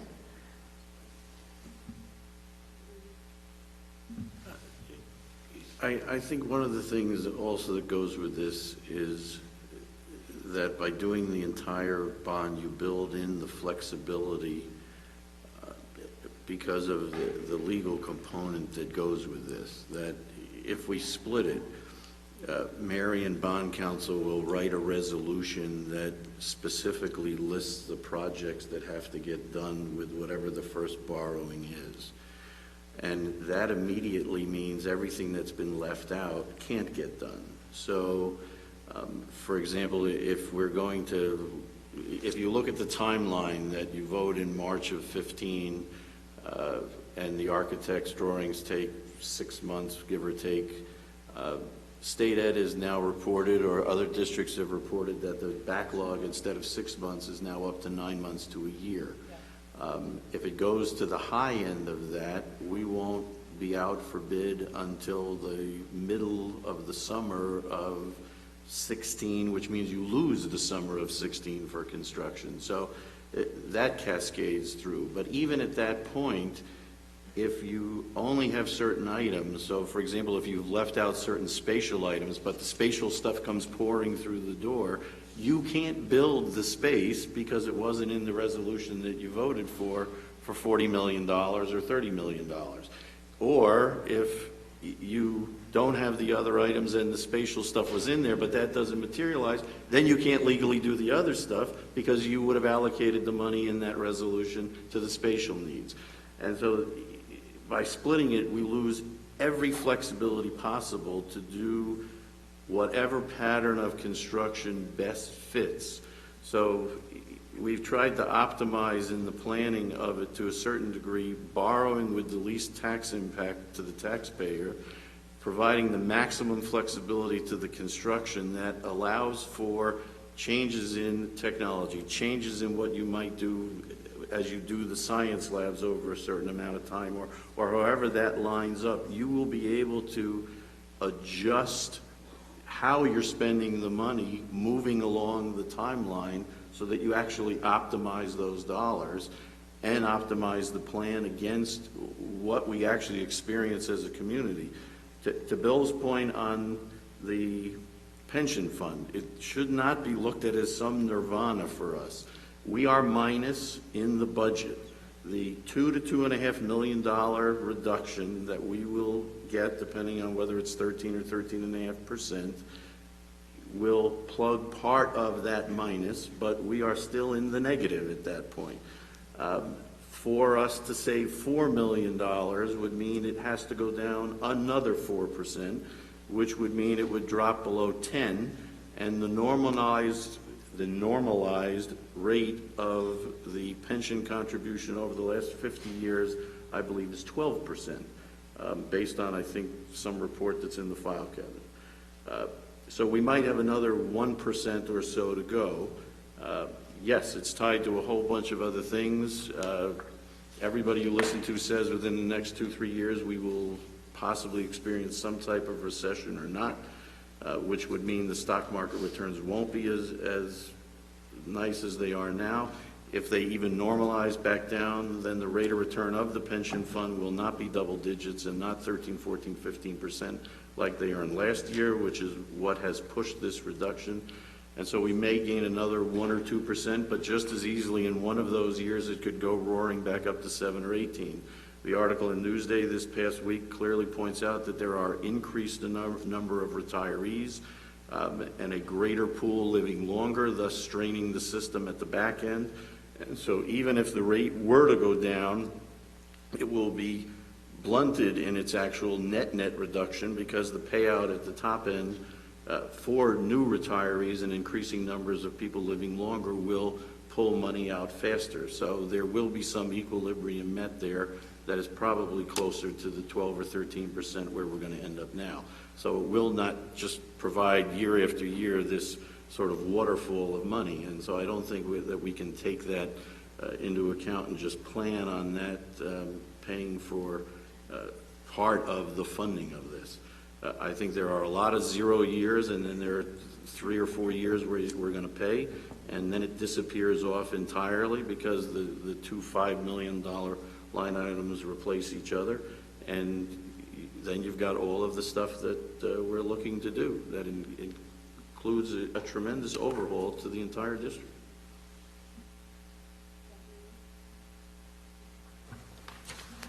Really, the only thing I wanted to say, Mr. McDermott, to some of your concerns is that, just to remind everyone that the administration was charged with working through starting point of an educational vision for our school district and looking at the facilities needs and how that can best support maintaining and, of course, improving the quality of education for all of our students. And so throughout this whole process, I've listened very carefully through all of the meetings that I've attended to various parent groups and community groups. And so we came back with what we believe is a pretty reasonable and fair balance between what the actual needs for the facilities and improving them here and now and for the future are, and looking towards the future and preparing our school district for what that may be.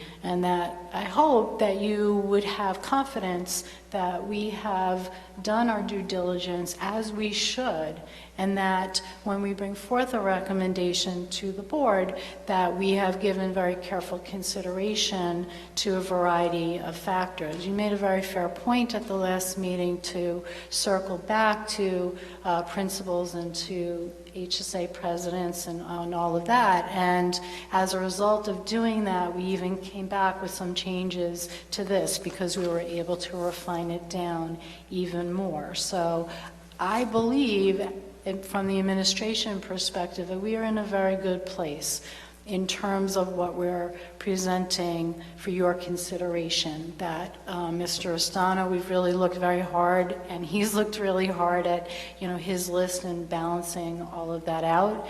And like I said, what can we do in the best way possible for the spatial aspect of things is something that we simply cannot deny. And I think, again, arts, fields, the security, technology, common space air conditioning, I think all of that really speaks to where we want to take ourselves for the future. And so presenting the board with a comprehensive view of what that is, I believe that's what this represents. And I think that's why it would be very difficult to parse out in two separate types of decisions. Well, what goes in first, and then go through the process again. It would I think it would kind of take apart the vision that we've worked very hard to put together. So that was really my only comment about that. If there's nothing else, anyone? Yeah. This is actually back to the architects at Salem, that new building that you were building does not impinge on the playground, right? Oh, sorry, new room. No, I don't believe it does. This addition is much smaller than the previous one. We've removed the elevator shaft, some bathrooms and storage spaces, and also reduced the overall footprint of the classroom. The classroom's 900 square feet, which is what we've been using as a typical science technology classroom.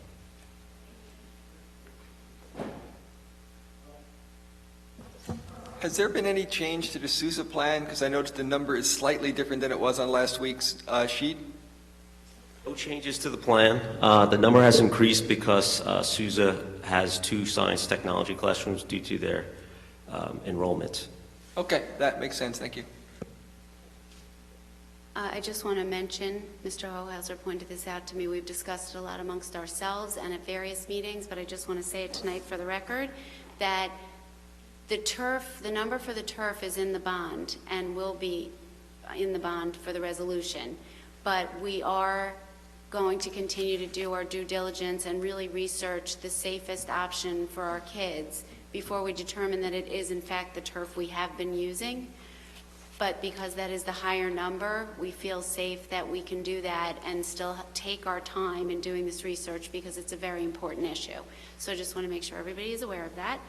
And now I really need to take a sense of the board that this is the number we're going to go forward with for our research on the impact to the taxpayers, and that the budget committee will be using this to do their work, and at the budget committee meeting on Monday, we will hear more about that.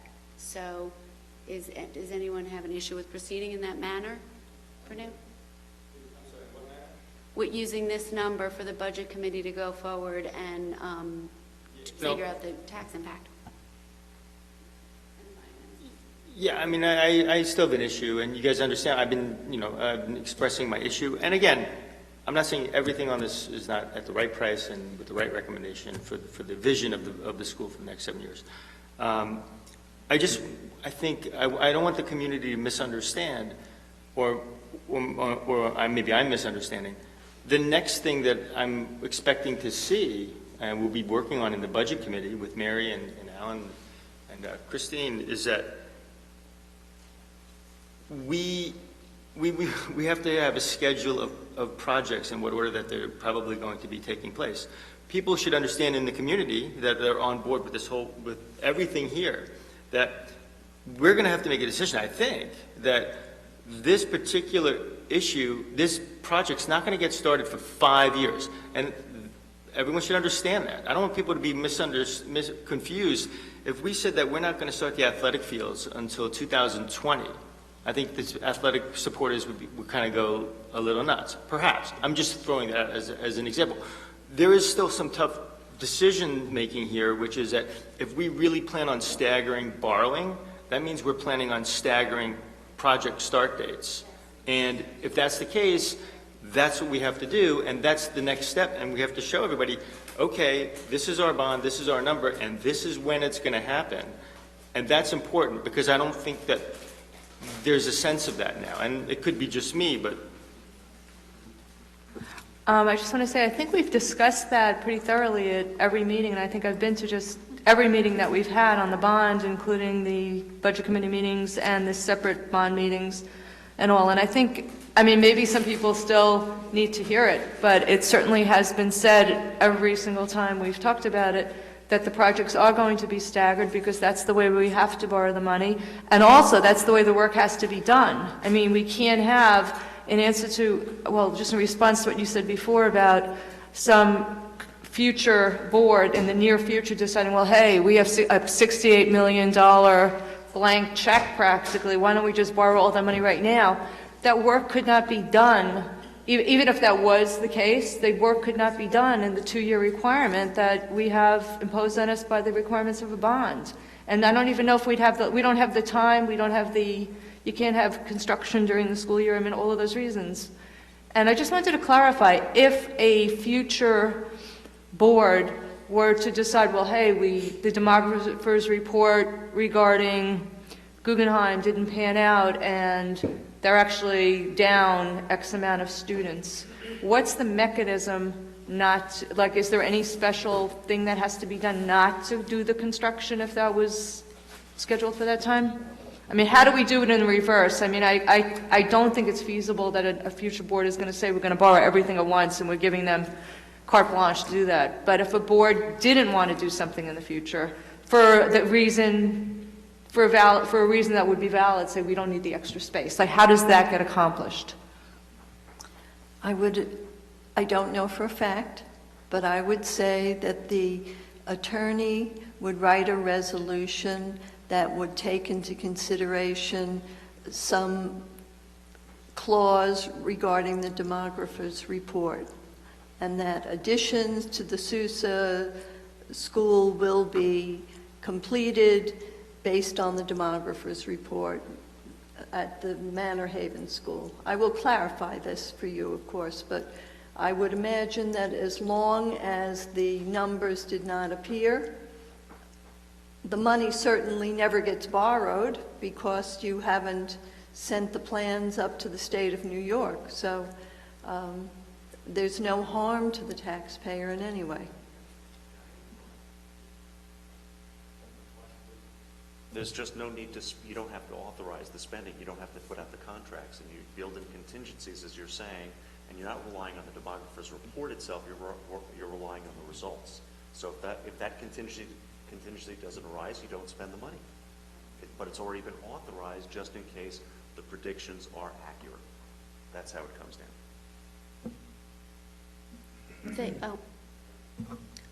Just like, Nora, you've been to all these meetings and at every meeting you've learned all this. So maybe you can enlighten me and tell me, when are we starting the fields and when are we going to start the pre-K project at Daly? Having been to all of these meetings, let me enlighten you, and we haven't decided the priorities yet. We haven't prioritized yet. That is something that will be done, and it's not easy. We just said that we would. But we will. We've said.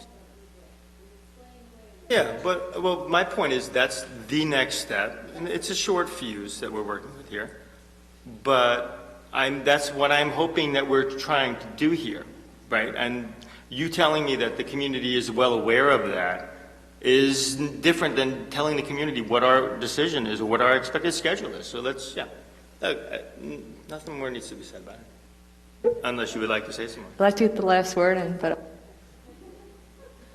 Okay, we will move on from this, and we will have our work cut out for us at the Budget Committee meeting Monday morning at 8:30 in the Daily Annex. Okay, thank you. I'm sorry, can I just, just so that, I just want to be clear, so then, since we have not yet reached a consensus on a total amount, like a final total amount, you would be looking, we won't be ready for a resolution on January 6th, so you're looking to go out to January 13th, or no? No. Oh, you did? We Okay. did not reach consensus, but we did reach a majority. So we Okay. are going forward, okay. working with this Okay, number. I'm sorry. There might be there might be some road bumps that stall, so I can't swear that we will be, we'll know more Monday, I think, if we're going to be able to have the resolution for that date. And do you want to read the number to the community, Mr. Budget Chair, that we're at right now?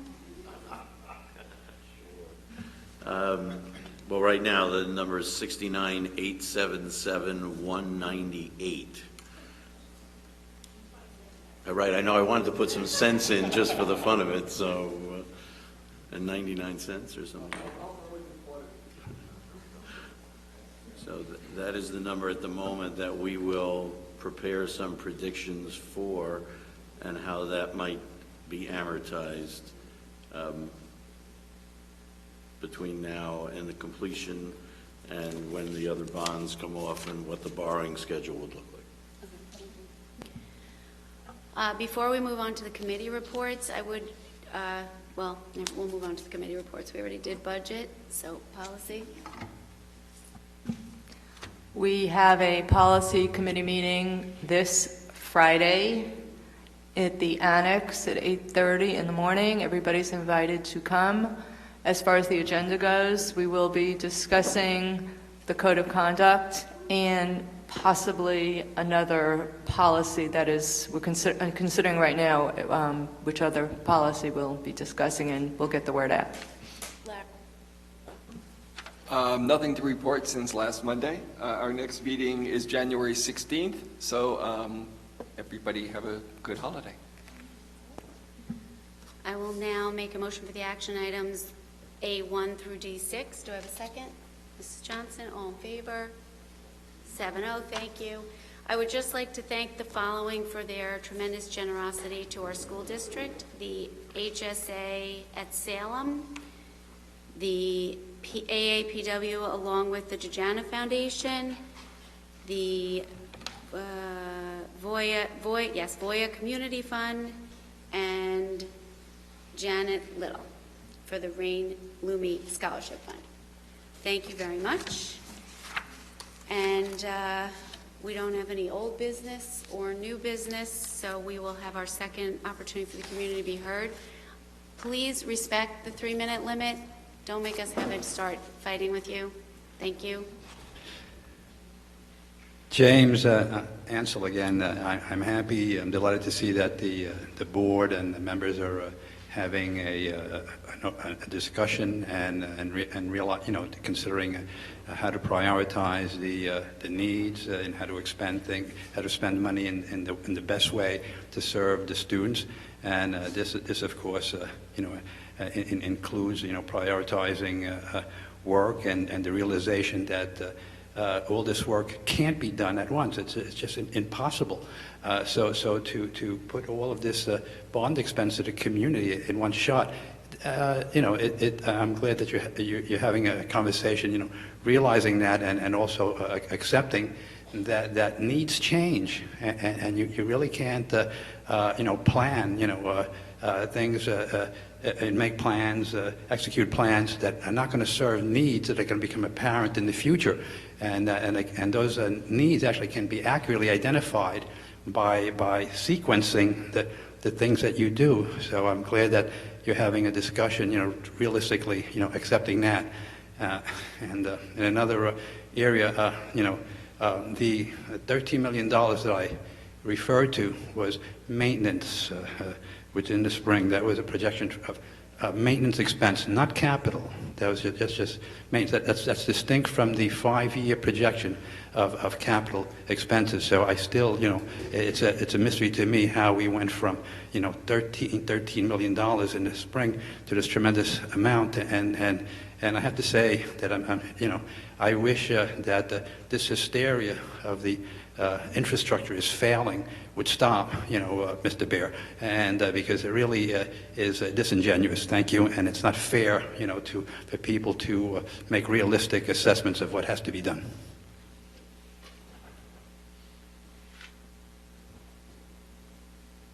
I'll be short and sweet. I just want to reiterate a comment that I made last month about the class sizes at Guggenheim. I know the board has a tremendous amount to consider. I really wish that you would just keep that on the front burner and think about the kids that are in these oversized classes and their ability to move within the system, to take advantage of all these wonderful things that the bond will give to them, but right now they're struggling in their overburdened classes. Thank you.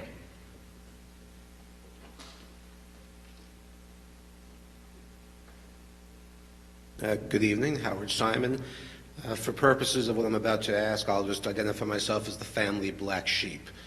I say that because I'm the only one who didn't pursue a career in finance. So my understanding of high finance, my understanding of economics is relatively limited. My training was largely in journalism, which meant I was trained to pay attention and ask questions. So with that said, the one thing I do remember from economics was the importance of never forgetting about something called opportunity cost.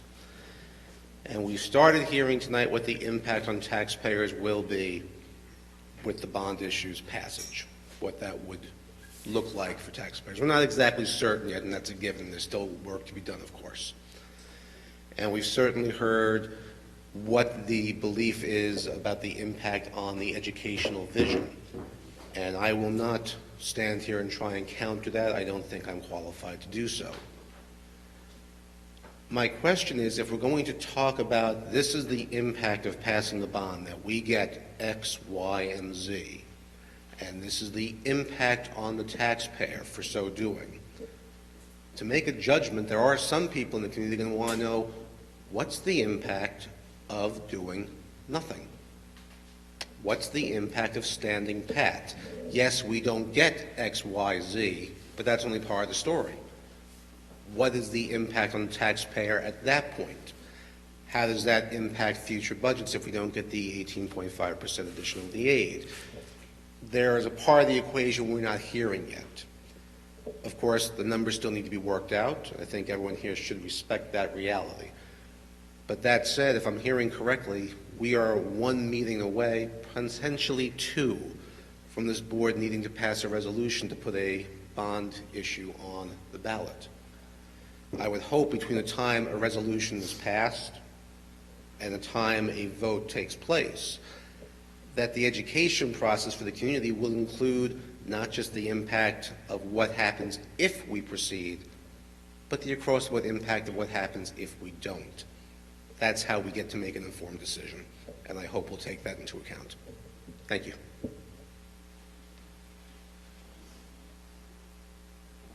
Judy Epstein. There's another opportunity cost that I think you should keep in mind. With all of the talk and all the research that this board, all of you with the best of intentions, have put into infrastructure and construction and spatial, we haven't even talked budget, not to mention educational issues. I would not doom this community in future years to have to go through more of this. You've invested a lot of time, our kids' time, your time, and I think you're as close as reasonable people will get to making decisions that amongst all of you are the best decision. So keep in mind, this is a huge distraction for all of us and for you too. That's one thing to keep in mind. Another thing, I assume it's not going to have legally binding force, but if you want in your committee to discuss the timing of different projects within the bonded amount, that could be done hypothetically without it being written into a resolution, right? But you could reassure yourselves that you're taking some meat and some vegetables in every chunk of time. And that would maybe reassure a lot of us. That's all. Thank you.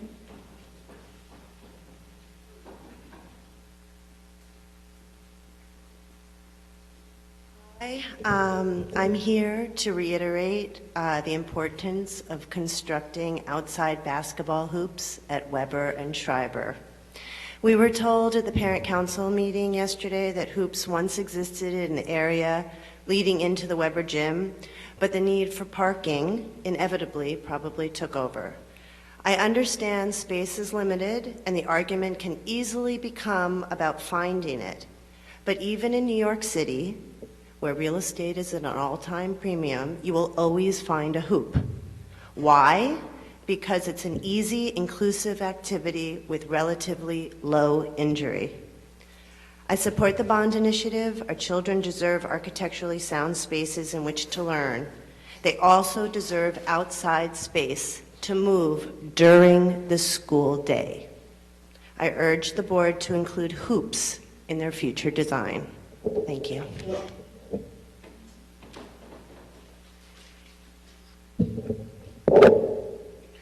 Hi, I'm Meredith Steigman. I'm here as co-president of the Weber HSA. First, I want to thank all of you for all the hard work that you've done over the past few months. I think it's an amazing, amazing endeavor.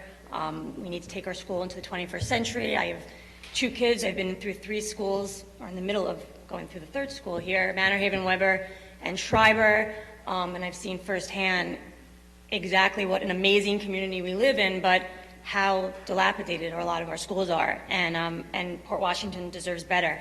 One of the things I want to talk about is that I wholeheartedly agree with Karen that it's ridiculous to think about dividing this bond up into 2 different bonds. Every single thing in this bond, at least, and I've been to almost all of these meetings, I believe every single thing in this bond is necessary. I don't know how you would ever start to split it up and decide what comes first, what belongs in the second bond, what belongs in the first one.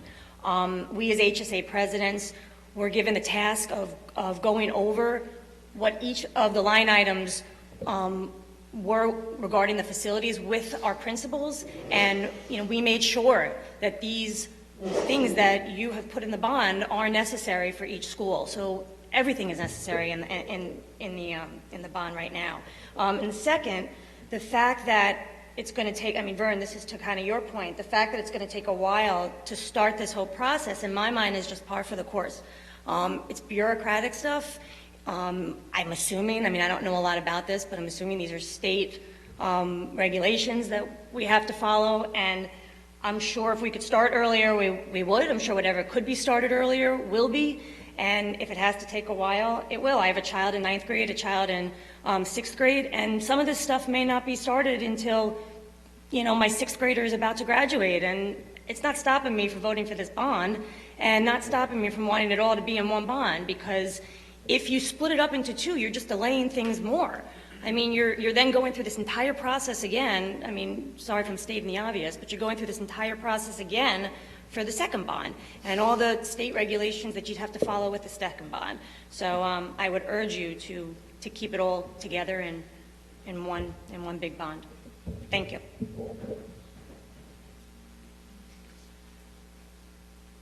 Yes, Frank Russo again, and in touring the buildings, there was certain work, I sort of agree with what she just said. There were certain things, the bathrooms, certain cafeterias, that I thought would have to be done sooner, not waiting 4 years.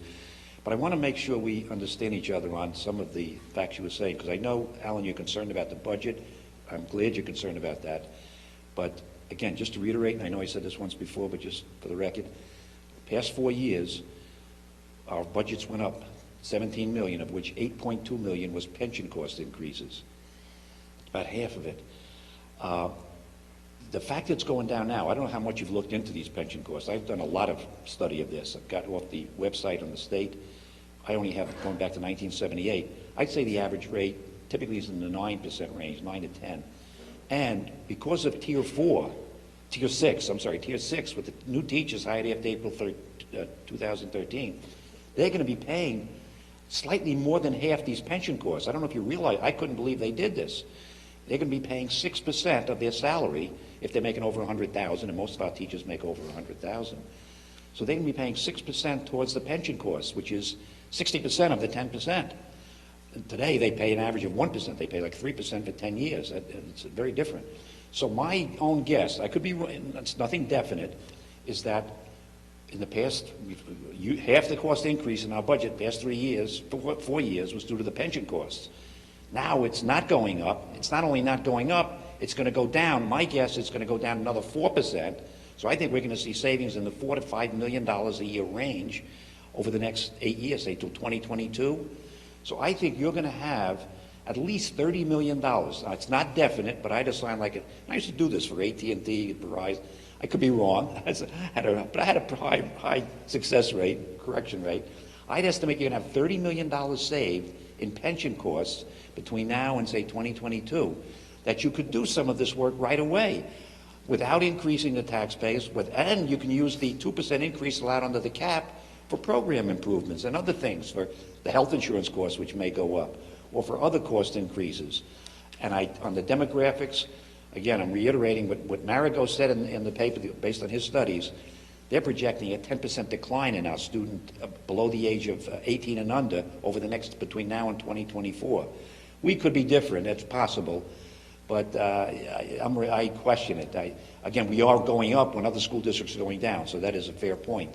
I'm not sure why, if it's immigration or what it is, but I seriously think you can use the pension cost money to do at least $30 million of this work before 30 seconds. Before you get to $40 million come due in 2022 with the other bonds, just replace them. And who the heck would oppose that? I'd be for that. Again, I know a lot of people in our group think there's a lot of waste in here and a lot of, higher than reasonable estimates, and they may be right. They're very honest people, and I would take their judgment into account and evaluate that. But consider this pension money. I think you could do it without the bond that you're talking about, and you should delay the vote. I see no reason for a vote in March, for Pete's sake. You can use the actual budget money you have 3 now and do minutes. this work.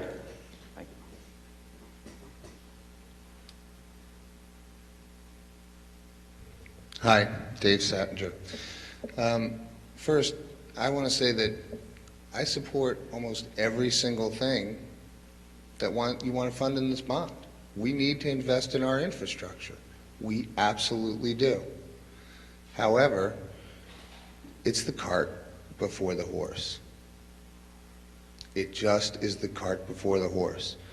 We absolutely first need to work out a long-term agreement with our teachers.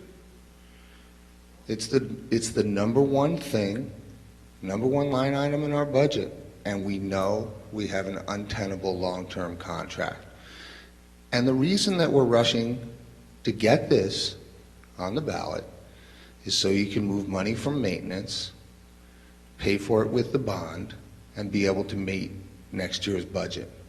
And that's just bad financial management. That's just not how you go about things. That's what you're doing. That's the fact. It's bad fiscal policy. The other thing is it sets up a question about how do we go about sustainability? What's the incentive to maintain our facilities? How do we know this isn't going to happen next time? The next time we're in a budget crunch, let's let things fall to the wayside. Let's let things deteriorate. We'll just float a bond, we'll raise the revenue, and we'll rebuild again. I mean, that does not sound like a sustainable, smart way to go about the business. So in my opinion, the winners of this in the short term would be the architects, the contractors, employee and administrative salaries that are already a bit high, and the union reps. And the losers are going to be the citizens, and most importantly, the kids. Because right now we are not meeting their needs. We've cut programs. We have no real plan to restore them.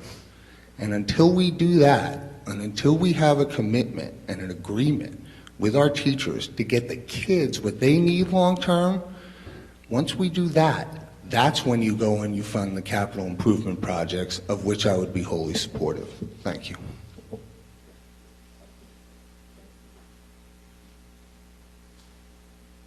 Hi, good evening. Stephanie Silverstein, co-president of Parents Council. I want to thank the board for all the work that you've done. You've really listened to the parents. We have, myself and my co-president have been probably at every meeting, almost every meeting that you all have been at, and have seen the process. And when we have had concerns, you have addressed every single one of them. We believe that everything that is in this bond is necessary to be in this bond and needs to be in the bond and voted on this year. We don't believe that splitting it up would benefit the community. To do this again in 5 years just delays, again, the projects for even a couple years past that. I also do believe that we are in a a hole with our budget, and it's separate from the bond, and our teachers have graciously not taken a raise for the past 1 to 2 years, I believe, something like 0.5%.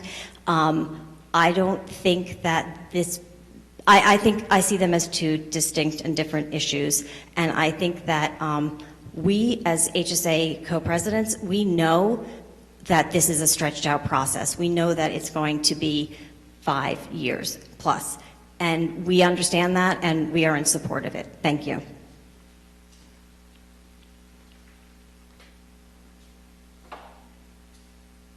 Hi, I'm Beth Weisbert. I am one of the co-presidents of the Weber HSA, as well as a member of the board of the AAPW. First, I wanted to speak to the question of whether or not sports parents are going to support a bond, even if the fields aren't built for years. The answer is resoundingly yes. I don't think anybody expects that to be the #1 priority with some of the issues that we have in the buildings.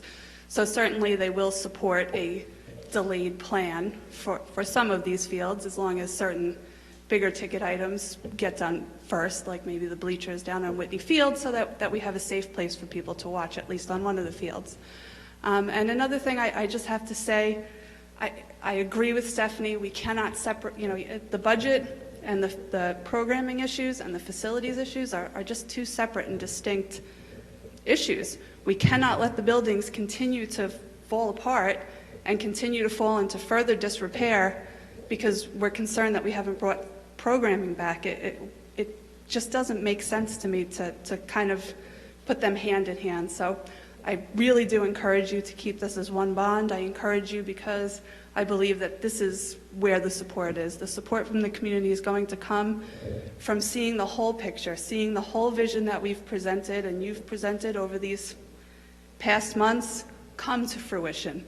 Seeing that at the end of 8 years or 10 years or whatever the timeline ends up being, that the entire plan and all of the things that we've discussed will end up being done. And I think that's the commitment I think that we need to go forward with in the bond, is that we will complete all of the necessary projects that we've all determined from sitting through all these meetings. So I thank you for all the diligence, and please understand that we do understand what you're talking about.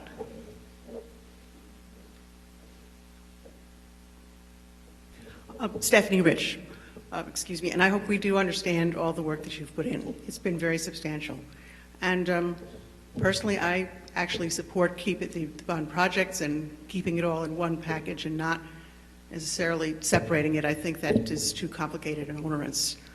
But I think David is correct about the cart before the horse.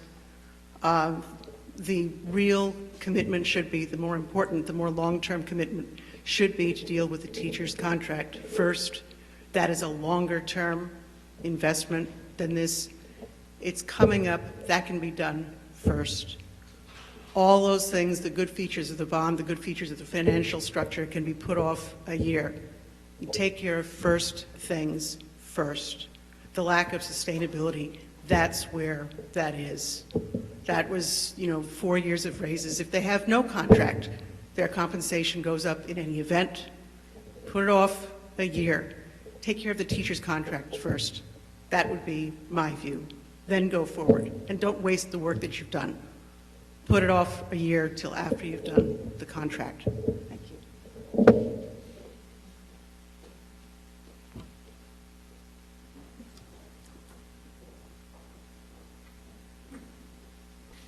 Hi, I'm Jamie Lowy. I'm a co-president at Daly, and I have a kindergartner, a third grader, and a sixth grader. I have nothing terribly innovative to say, but I do want to share my support of the Meredith, Beth, as well as Stephanie in terms of keeping the bond together. And we understand the time frame, and our parents are comfortable with the idea that it will take 4 to 5 years.